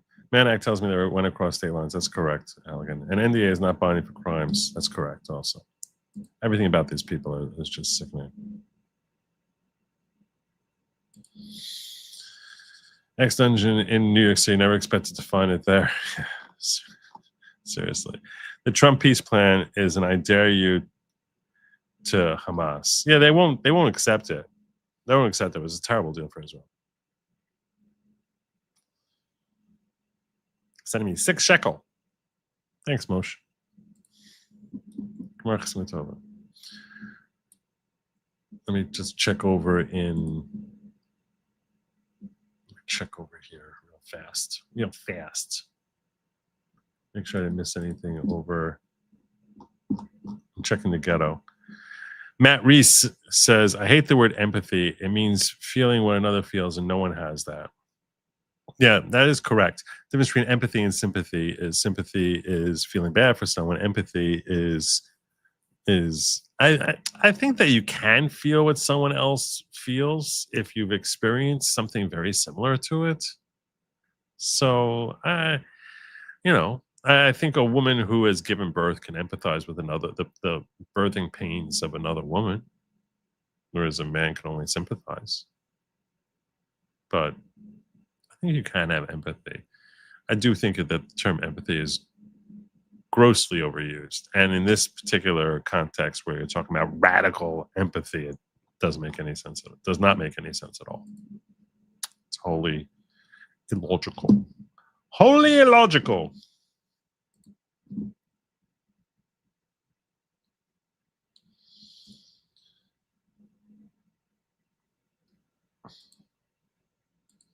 Well, coming out of that awful story, I'm going to give you a little clip here, which should make you smile.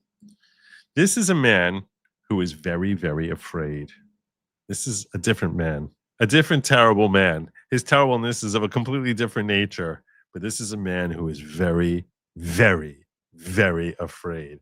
I bring to you John Brennan. This is a man on MSNBC who is very, very afraid. Now that Comey's been indicted, he's like, this is a sign that they're coming, that they're not going to just walk away from us, that they're not afraid that this administration is not all talk about coming after you, but that they're looking for scalps. And if they're looking for scalps, then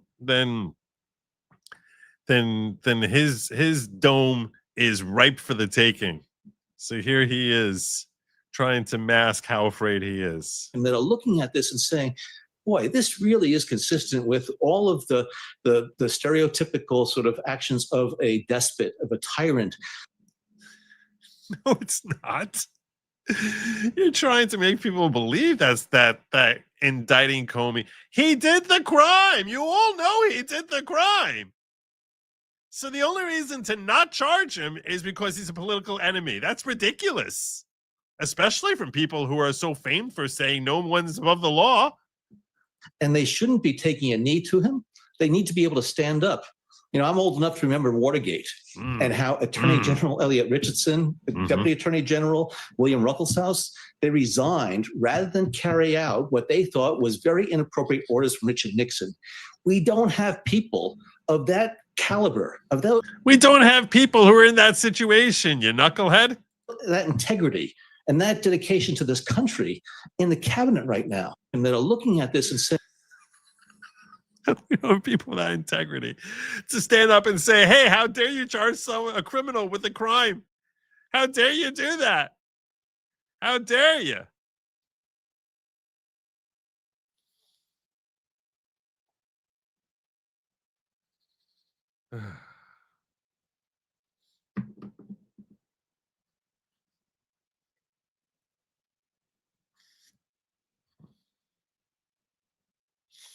Unbelievable. Yeah. So that should bring a smile to your face. That should make you happier. Howard Rubins of the world make you feel kind of down and out. Before I get to my last story, well, second to last story, because I am going to be covering that trial. The last scheduled story is talking about the shutdown and breaking that down for you, or the looming shutdown. We're not shut down quite yet. I'm going to, just as a little throw in, because you guys are so nice, I'll tell you, Liz earned this one because she was pumping out the super chats. So to try and get it so I'm gonna have a little throw in here. This made me laugh. When you're watching this clip here,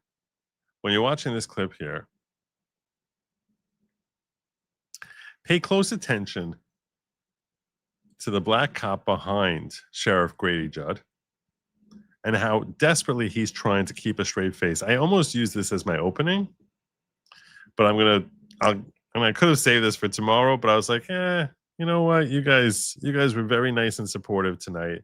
I'm appreciative. Let me give you something else to make you smile besides John Brennan's sweating. Besides John Brennan developing all sorts of sweat stains in his shorts. There's things in life you just can't believe. Grady Judd is awesome. He's the sheriff from Florida, and he is probably the most based sheriff in the country. But watch the black guy trying to hold back his laugh the whole time here. So you order up a prostitute, right? This prostitute lives with his mother, by the way. He's got a massive criminal history, a 21-year criminal history with 31 criminal charges. So you order up a prostitute, and that's what you think you're getting. Now, when you look at that, you go, wow, that's pretty rough, but, you know, any port in a storm. And then the next morning when you... Look at the cop behind him.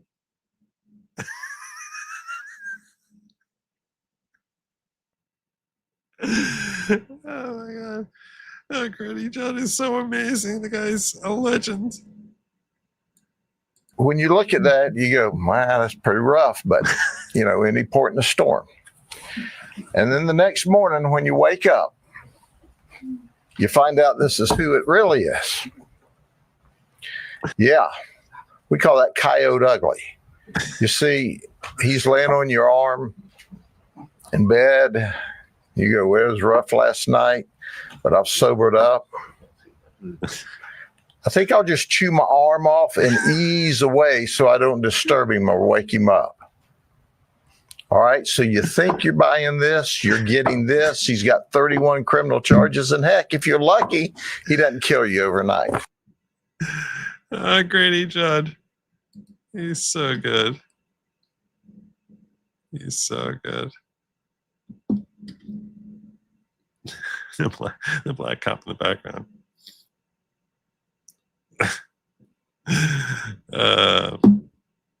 Every once in a while, look, I cover law, I cover politics, I cover ethics sometimes, which I call humanities. Sometimes I'll have a call in.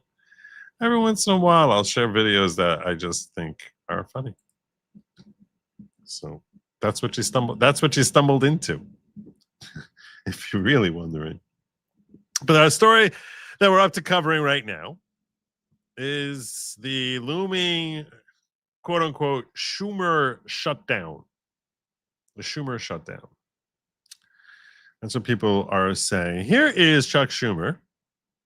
Start this off with 1996. Here's Chuck Schumer when he was, I don't know, he'd only been in office for 20 years or so in 1996. I think he first came in the 80s. I'm not sure. But here he is in 1996. This is an anti-fraud amendment. Over where we go, people say, well, why can't you stop illegal immigrants or others from coming here? And the number one answer we give our constituents is when they come here, they can get jobs, get benefits against the law because of fraud. And here, the gentleman from Florida has put together the most effective anti-fraud measure we can find without it changing the actions of the government one bit. And we find all this opposition. Ladies and gentlemen of this chamber, what I worry about is that this bill, which started out with good intentions, whether you agree with it or disagree with it, is going to end up being the same kind of thing that the public gets angry with us on.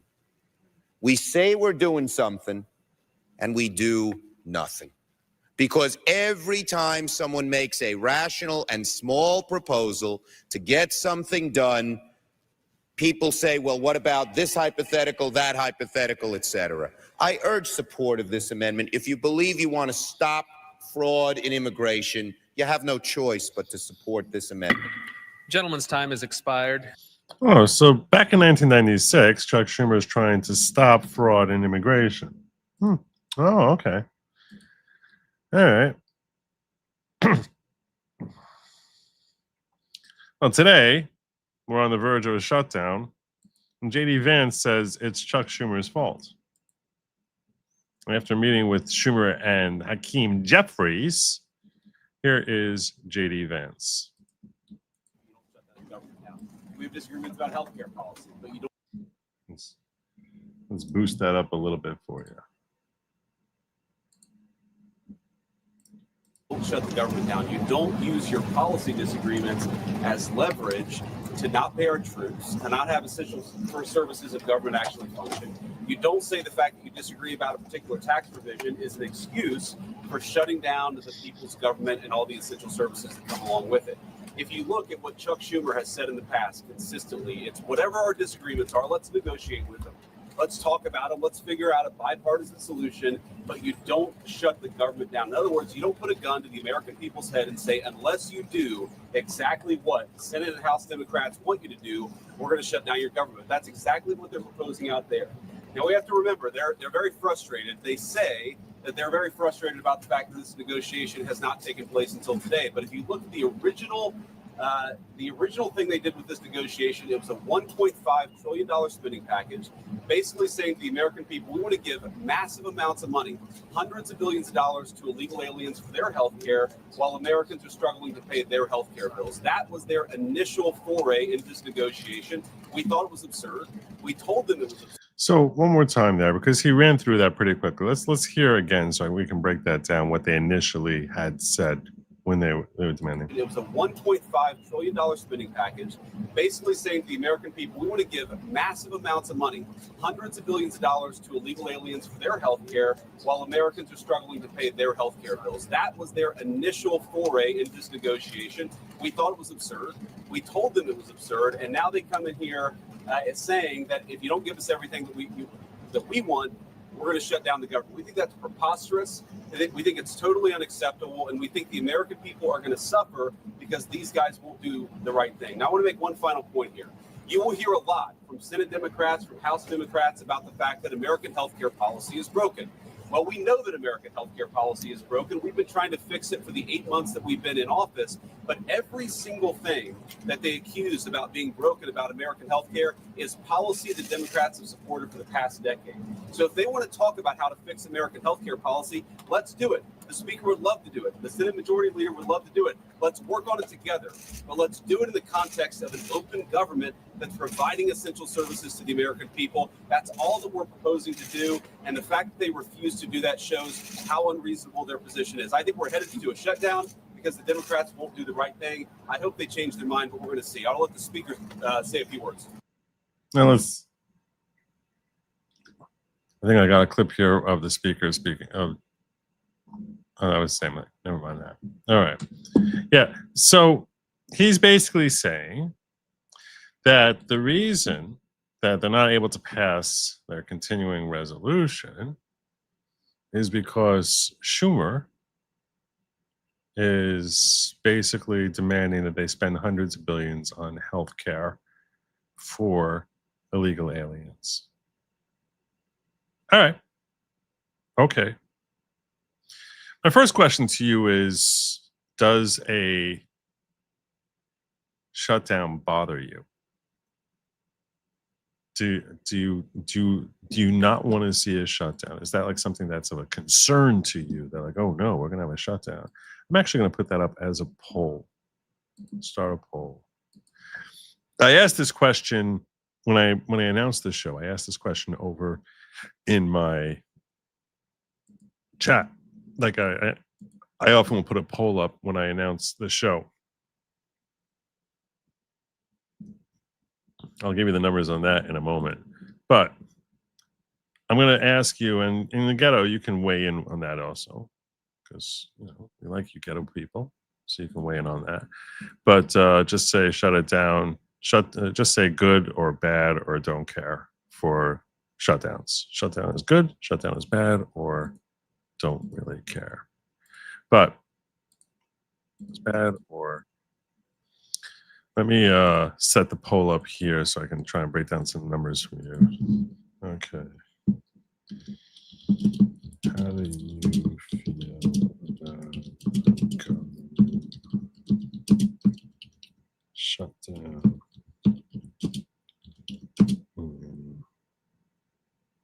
24 hours.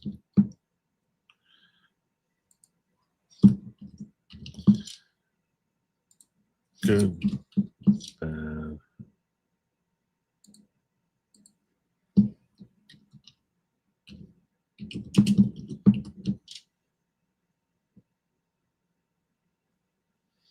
Now, even during times of shutdown, there's still essential services are still taken care of, but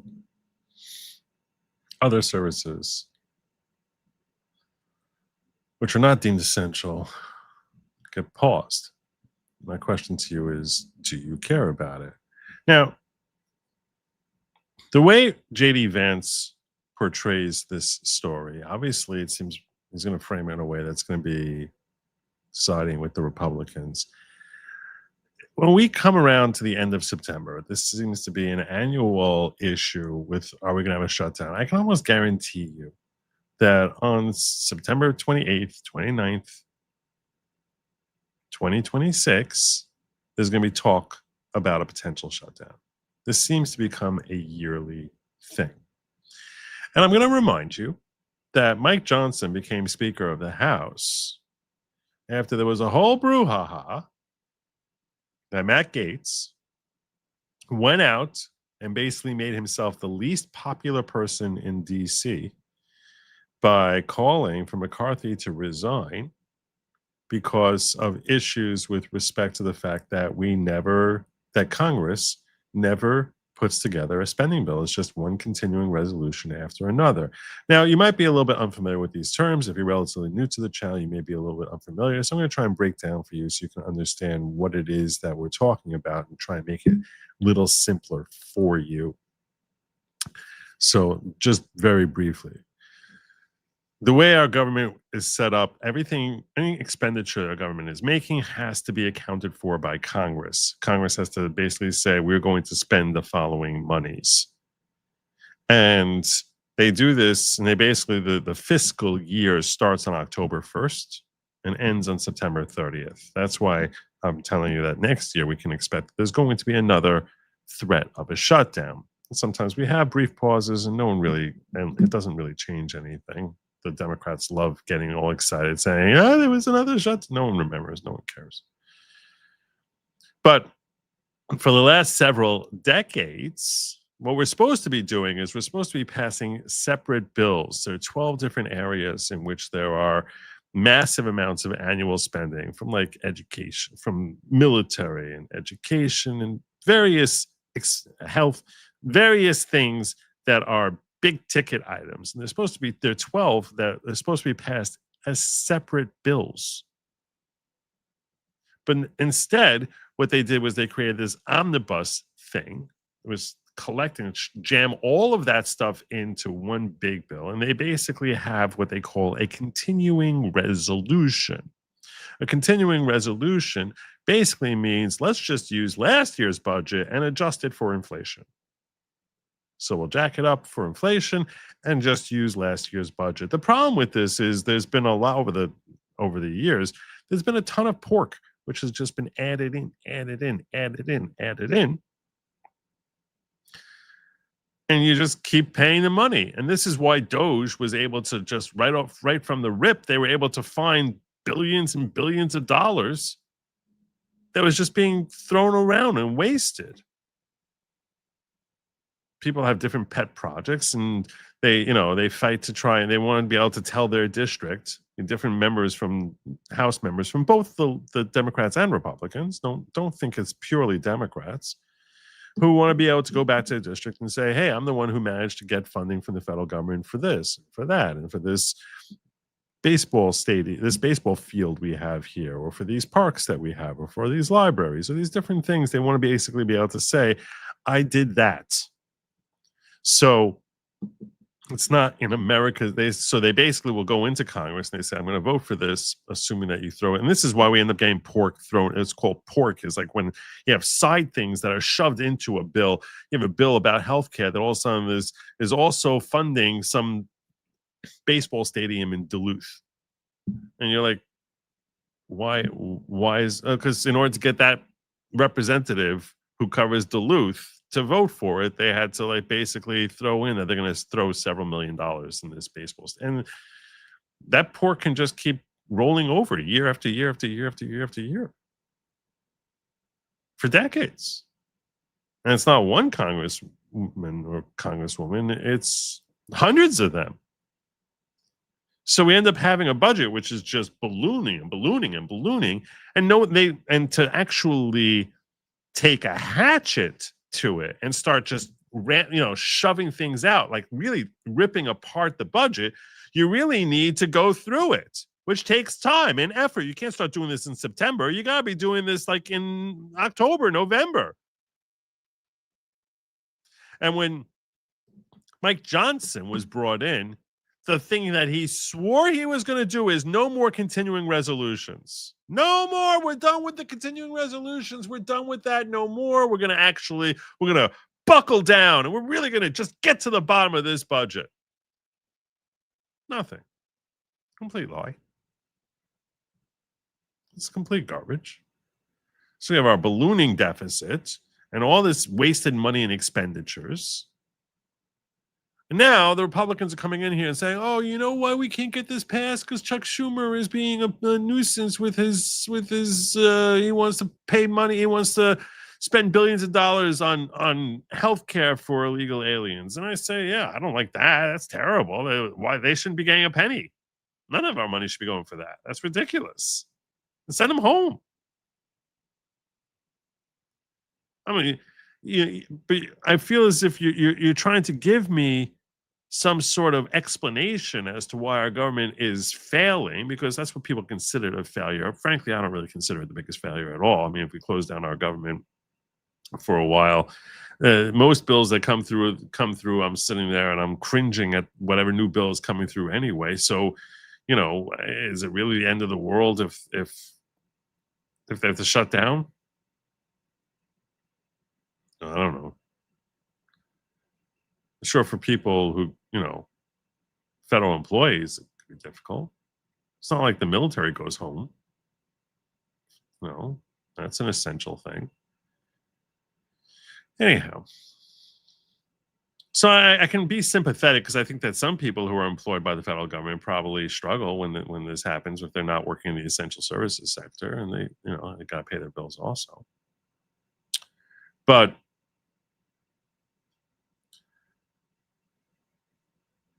I have a very hard time jumping on board with J.D. Vance and Mike Johnson on this, particularly Mike Johnson, because Mike Johnson came in here under the promise that we were not going to have these continuing resolutions anymore. We've literally been having them for decades.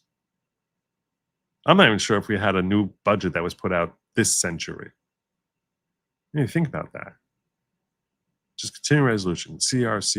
They call it CR for continuing resolution. CR. It's supposed to end. We're supposed to actually, start trying to balance our books, find out a way, figure out a way to actually, hack at this ridiculous overspending that we do every single year. But it's tens of thousands of pages, and no one wants to actually sit there and go through it. So instead, they just cut checks and tell us, we're having a shutdown because the other side is so terrible. And it's like, no, I'm sorry. It's not the other side is so terrible. Why didn't you do your job? Why are you fighting about this in the end of September? This should have been remedied months ago. If you actually were doing your job, if you're really doing your job is to balance the books. That's what you're supposed to be doing. Like I said, Matt Gaetz made himself the most hated man. Democrats hated him. They always hated him. Republicans, all the rhinos couldn't stand him. But if you actually care about America's long-term financial health, you need to recognize that the way we're spending our money here is not viable. If you supported DOGE, if you supported, all the efforts to try and cut back on our federal budgets, then you should be sitting here saying, don't come to me now, J.D. Vance and Mike Johnson, saying that I should be sitting here screaming about how evil Chuck Schumer is. We all knew he was evil. I don't need to trust me, but it was long before September 2025, we all recognized that he's on the side of the devil. We get that. No one's surprised. Are you the least bit surprised to hear that they want money for illegal aliens? Which they say that's not what it is. The Democrats can say it's not about that at all. Of course, they have their own spin. I don't care about their spin. But the point is, I don't care about the Republican spin here, because I think that's garbage too. I think they're both full of garbage. Because this is not what we're supposed to be happening. This is not the way our government is supposed to be functioning. It's not supposed to be functioning that we pretend that we're doing our jobs. We're not actually doing what we're supposed to be doing here, because it's one of the primary functions of what you have, the spending power. Constitution gives the House the spending power. It's like, hey, you guys, you are the spending power. That's what our legislature has. They have the power of the purse. But instead of actually doing the effort, instead of actually doing the legwork, and it's not like these senators or these members of the House are the ones who have to sit through it. They have an unending list of people who are all too happy to volunteer and sit in and help them. How many interns coming in and out of Washington, D.C.? Every high school, college kid wants to have their resume fluffed up. Everyone's happy to they can get 50 people working them for free in a heartbeat. You just put together teams of and you say, hey, here are guidelines. What I want you to look through this, our military budget. So maybe we're not investing. We're not dedicating hundreds of millions of dollars towards, I don't know, certain military spending that might be 20 years out of date.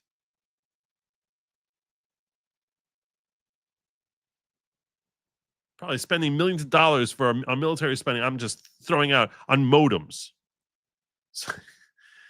You know, dial up. Like, I have no idea. Because trust me, those were all the rage last time we did a budget. Sure, they had to have money for that at some point. Was that ever carved out? Mm-hmm.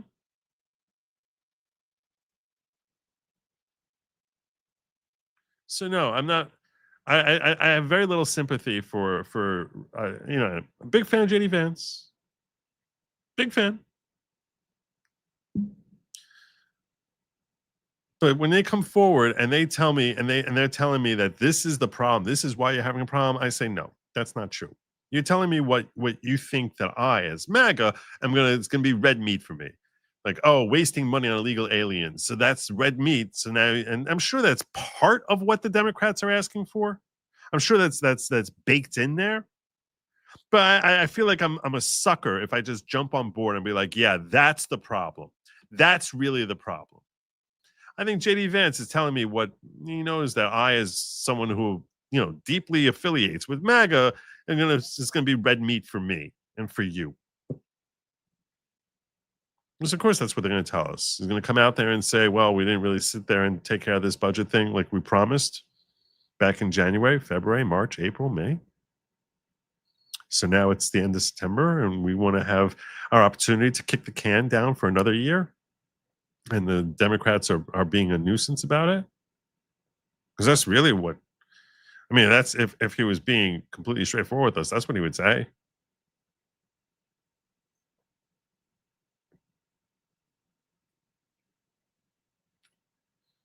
So yeah, I'm not on the side of the Republicans here. I'm not on the side of Democrats. I mean,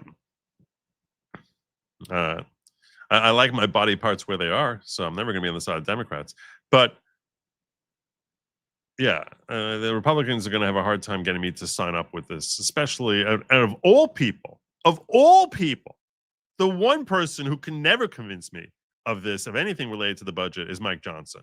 Because the only reason he has that job as Speaker of the House is because he promised. And every time, he's been there a year and a half. We heard this last year also from him. All of a sudden, there's concessions made the last minute because he's, you know, what are we going to do? We can't shut down. So, yeah, you're crying to the wrong person if you're hoping that I'm going to sympathize with you, because I'm not.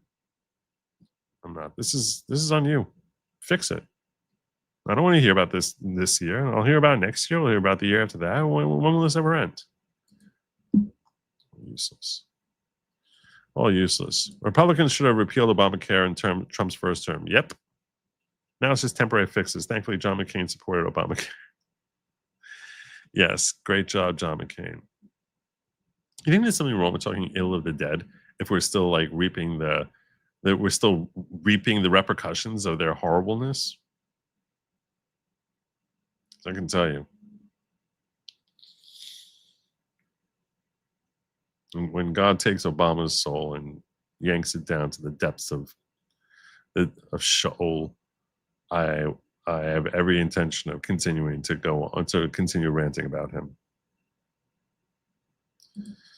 From Trump's decision to kill USAID, I don't believe you need to spend time reviewing the budget. If you cut it all, I don't expect much change from the majority of the people.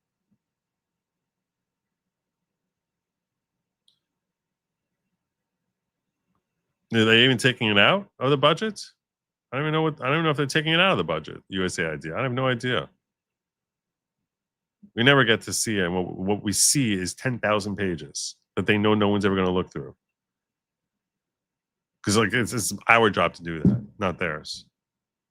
They get all, and Thomas Massey comes out all angry about the tariffs and the whole spending power. That's our job. That's our job. Taxation and spending power. That's our job. But are they doing their job? Joe, in some shutdowns, the military does not get paid. Special resolution has been passed to pay them. They will get back pay, but it's painful. I appreciate you apprising me of that. And those are the people I feel sympathy for, particularly the military.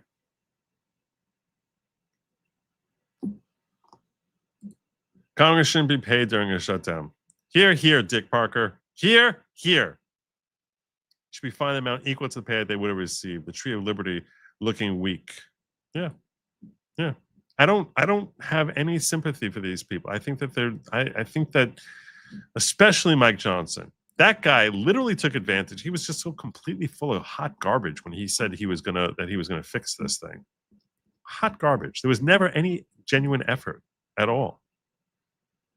I think last year, like in like early September, they started talking about, hey, let's start looking through the bill. We promised we were going to do that. It's like, this takes months and months. It probably, if they spent a whole year trying to hack at it, I don't know if they'd finish. You start passing 1 and 2, and then you can just carve out the sections on military. So we took care of that. Nothing.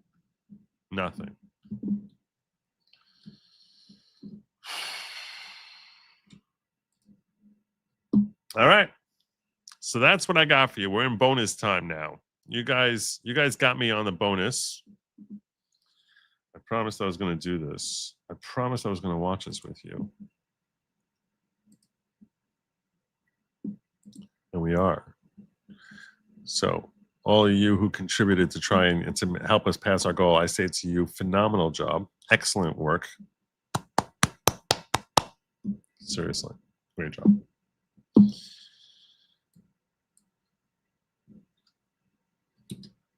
And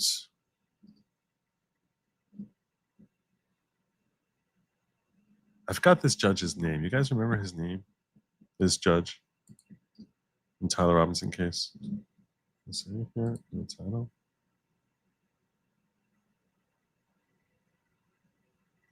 Judge Tony Graff took the bench for the first time 2 months ago. So he's a relatively new judge. So if you caught layback law a week and a half ago, Danny was there, and she's practiced in Utah, and she said they are insanely conciliatory towards criminal defendants, the judges, as a practice. She's like, I don't know why, but they treat them as if they're like, honored guests in the courtroom. It's a weird practice.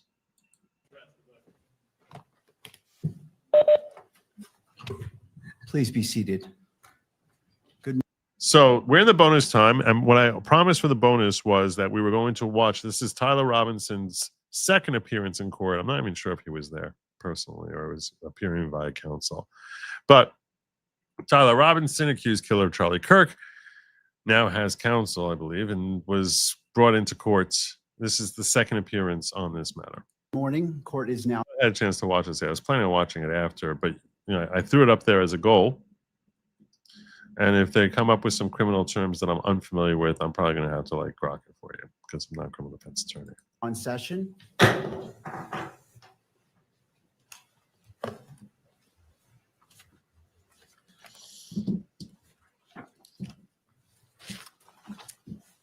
Calling the case 251-403-576, State of Utah versus Tyler James Robinson. Counsel, could you enter your appearances, please? Chad Grunander, Jeff Gray, Lauren Hunt, Ryan McBride, and Chris Ballard for the state, Your Honor. Good morning, counsels. Good morning, Your Honor. Kathy Nestor, Michael Burt, and Richard Novak on behalf of Mr. Robinson. Good morning, Your Honor. Kathy Nestor, Richard Burt, and some other guys. Okay. All right. Good morning to you all. Morning. And to the jail. That's 3 attorneys. He has someone pay for his? He has someone pay for this? It's 3 attorneys is a lot.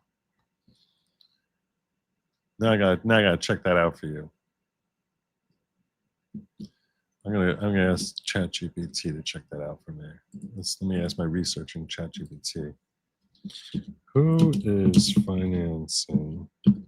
Because I thought his father said that he is. I think he said he's not financing it.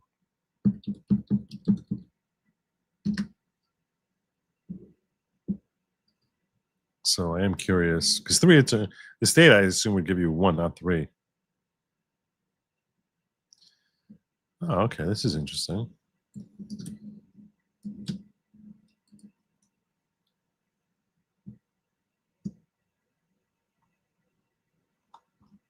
It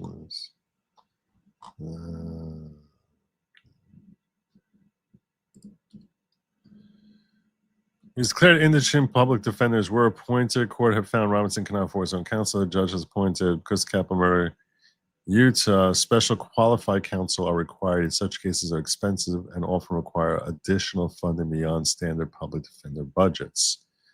The Commission has approved $1 million to be allocated towards trial expenses in Robinson's case. Wow.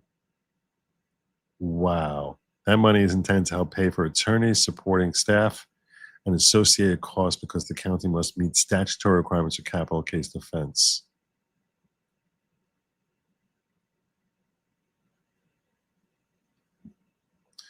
GoFundMe explicitly denied allowing fundraisers for violent crime defenders' legal defense. Nice. I don't know if I like that as a policy, but in Tyler Robinson's case,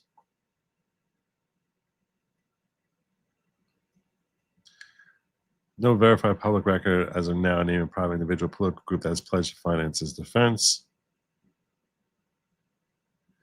While the county commission approved the money, how it's distributed, which attorney's expenses isn't fully detailed yet.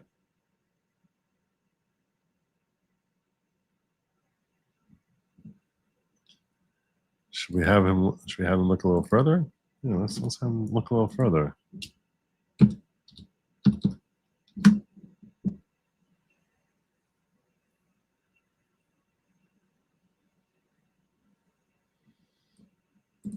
Judge has been on the bench for 56 days. He was polite and so were both sides. It was an odd watch. Danny says this legal team on defense is good for a death penalty case as required.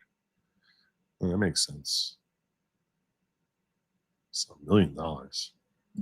Wow. My ChatGPT is doing a deep dive into this. Missed my last 2 super chats. Trump's peace plan is the big ask. They will negotiate from there. Hamas won't take it. Qatar will be angry with Hamas. I don't think Qatar's going to get angry with Hamas. I'm sorry. I wasn't looking to miss your super chat. Did I really? I saw that you said, I think I saw that. I apologize if I didn't pull it up. Peace plan is the big ass, negotiate from there. Though the only thing that makes me feel better about the 21-point peace plan is I don't think Hamas will take any deal. So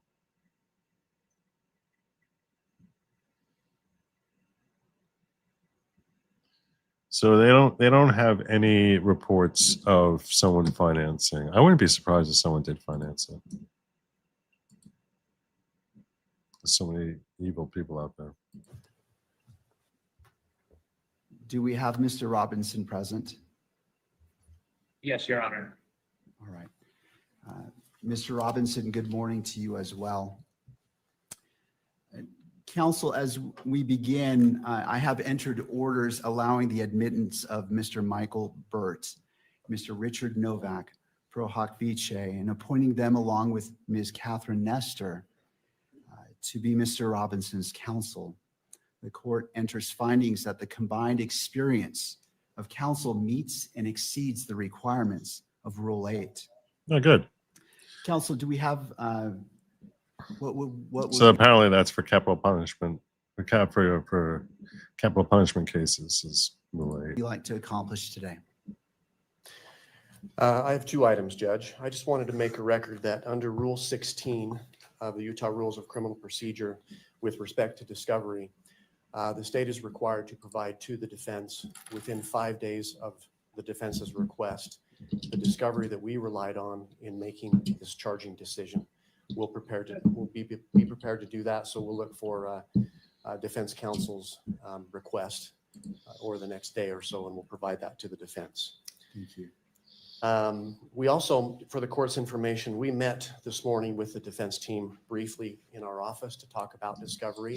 I like this. I like that they're doing this, because this helps ensure that there's not going to be a screw up on procedure. Because screw ups on procedure are what ultimately could harm the could create issues of appeal.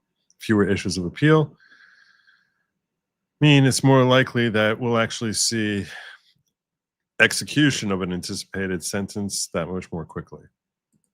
And the process, so we'll be working together. There is a substantial amount of discovery in this case. And in general, those of you who might get frustrated with how polite the judge is in Utah, I will say it does lend itself towards there being less likelihood of there being an appealable issue.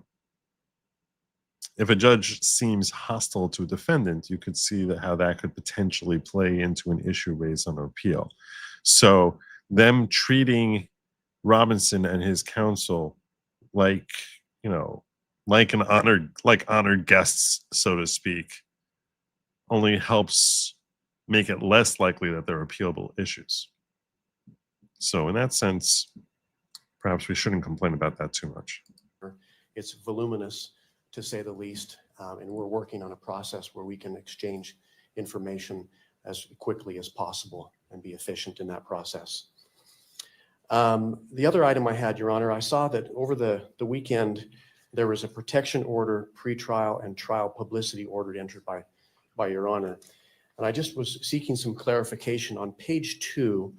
At the end of the first paragraph, it reads, "To that end, lawyers participating in the investigation or litigation of this case shall inform all witnesses, investigators, consultants, staff members, or other members of the prosecution or defense teams that the prohibitions contained in this order." The state, we're seeking some clarification with respect to the phrase "all witnesses," Your Honor. There are a number of witnesses that have yet to be identified that will likely be used in the state's case. This occurred in front of 2,000 to 3,000 students at Utah Valley University. So we're in the process of identifying those witnesses. And so those individuals are presently unknown right now. So we're looking for a little clarification from the court. And I suppose we're not going to make any arguments today, but there may be some follow-up pleadings that we may need to file. Again, I like this. He's clearly trying to cross every T and dot every I, and anticipating how there could be issues that arise from orders that have been made by the judge. So before these issues even arise, he's getting in front of it. This is a sign of competence, and I mean that as the highest compliment.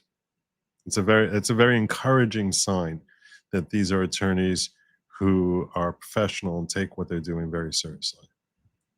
Thank you. Ms. Nestor, did you want to be heard about that issue? No, Your Honor, we would defer to whatever the court wants to advise them on that matter. I mean, I think it's fairly obvious that we don't know who all the witnesses are in this case yet. I think it's just— This is good. Get her on the record, basically saying that, yeah, we're going to have to amend this later. So now this strips the defendant of a potential appealable issue that, hey, the state didn't comply with certain orders. Here she's going on the record and basically admitting that that's natural in this type of scenario. So this is also good. Important that if anyone is identified that they have information about this order. So I think other than that, we wouldn't weigh in on any other matter. Thank you. Well, thank you for that question. That's an important one. The court will rule that as the witnesses become known to each side, that information is conveyed to abide by this order. Obviously, there are potentially many witnesses, and so it's not the expectation that you would be able to— I think they probably are. You probably are allowed to attend. if you're so inclined. Unless there's, seating issues, but you're probably allowed to attend. To do that up front, but as they become known, I would ask that you would inform them of this. Anything else, counsel? Nothing from the state, nothing else, Judge. Thank you. Ms. Nestor. Thank you, Your Honor. We recognize that we are here today for a waiver hearing.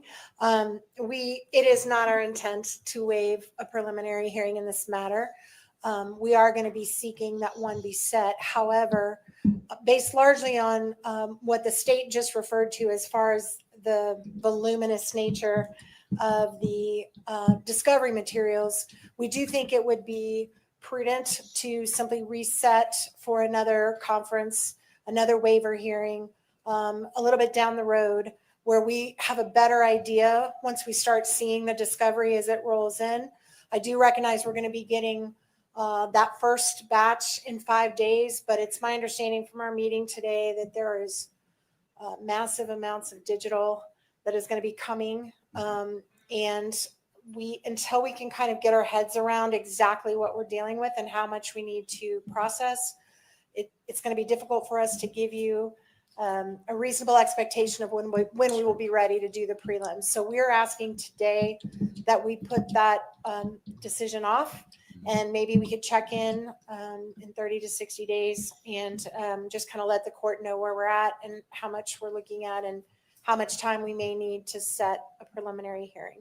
So a preliminary hearing is where the judge basically establishes that there's enough evidence to establish probable cause that the defendant is guilty of the crimes with which he's accused.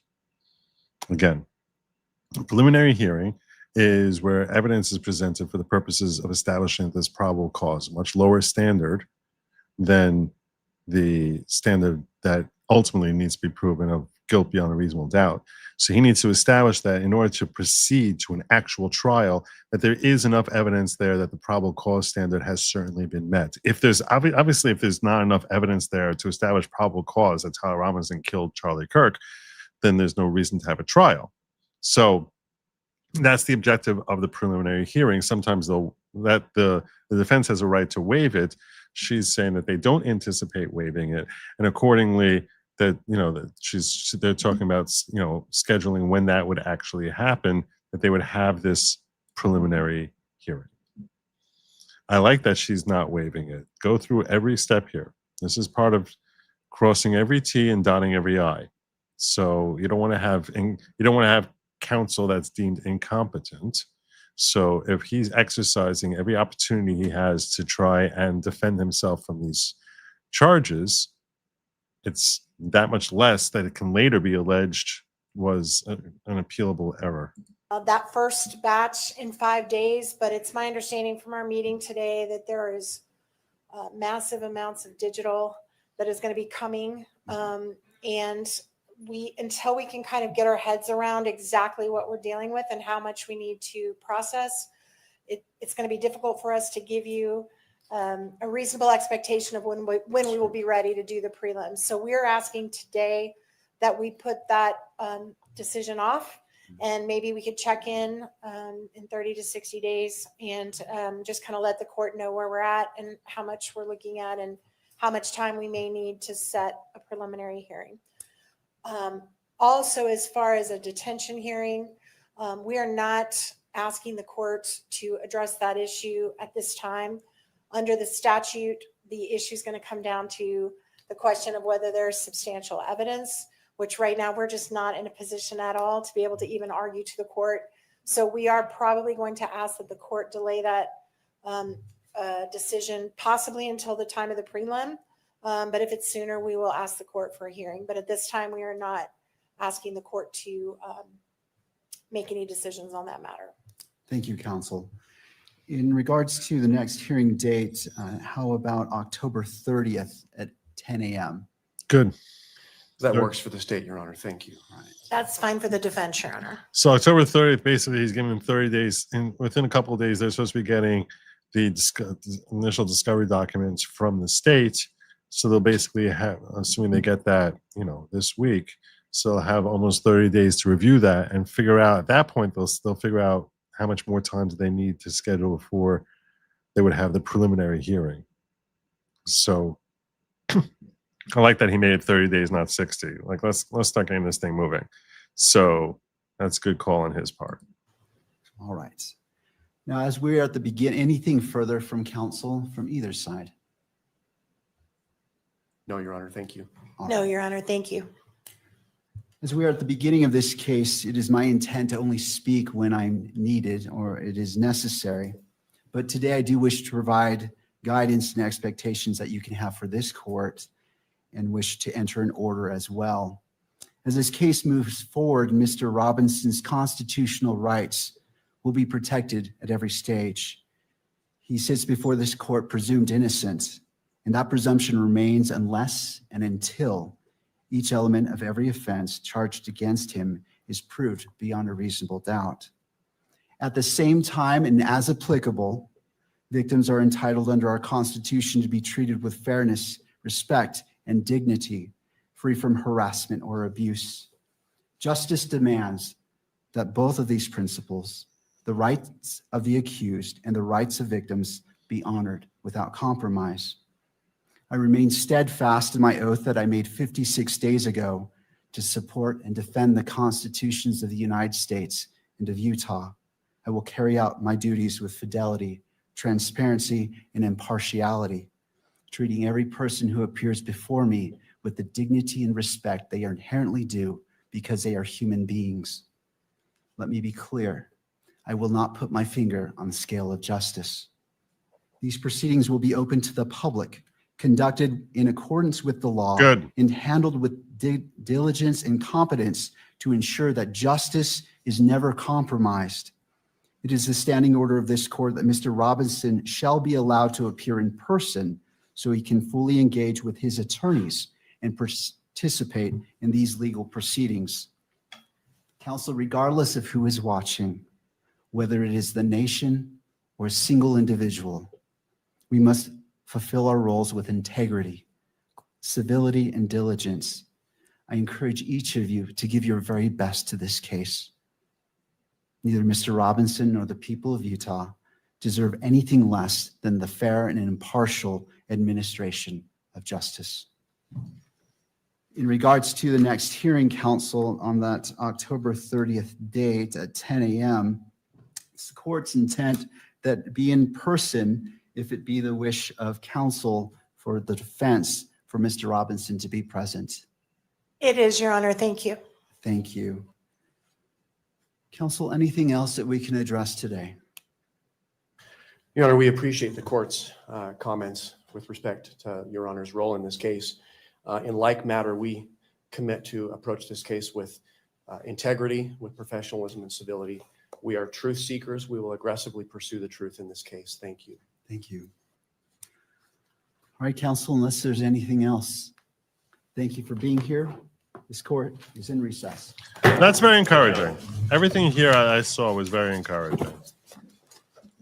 That was very encouraging because they were basically, like I said, the objective here should be that they're competent and avoiding any sort of appealable issues.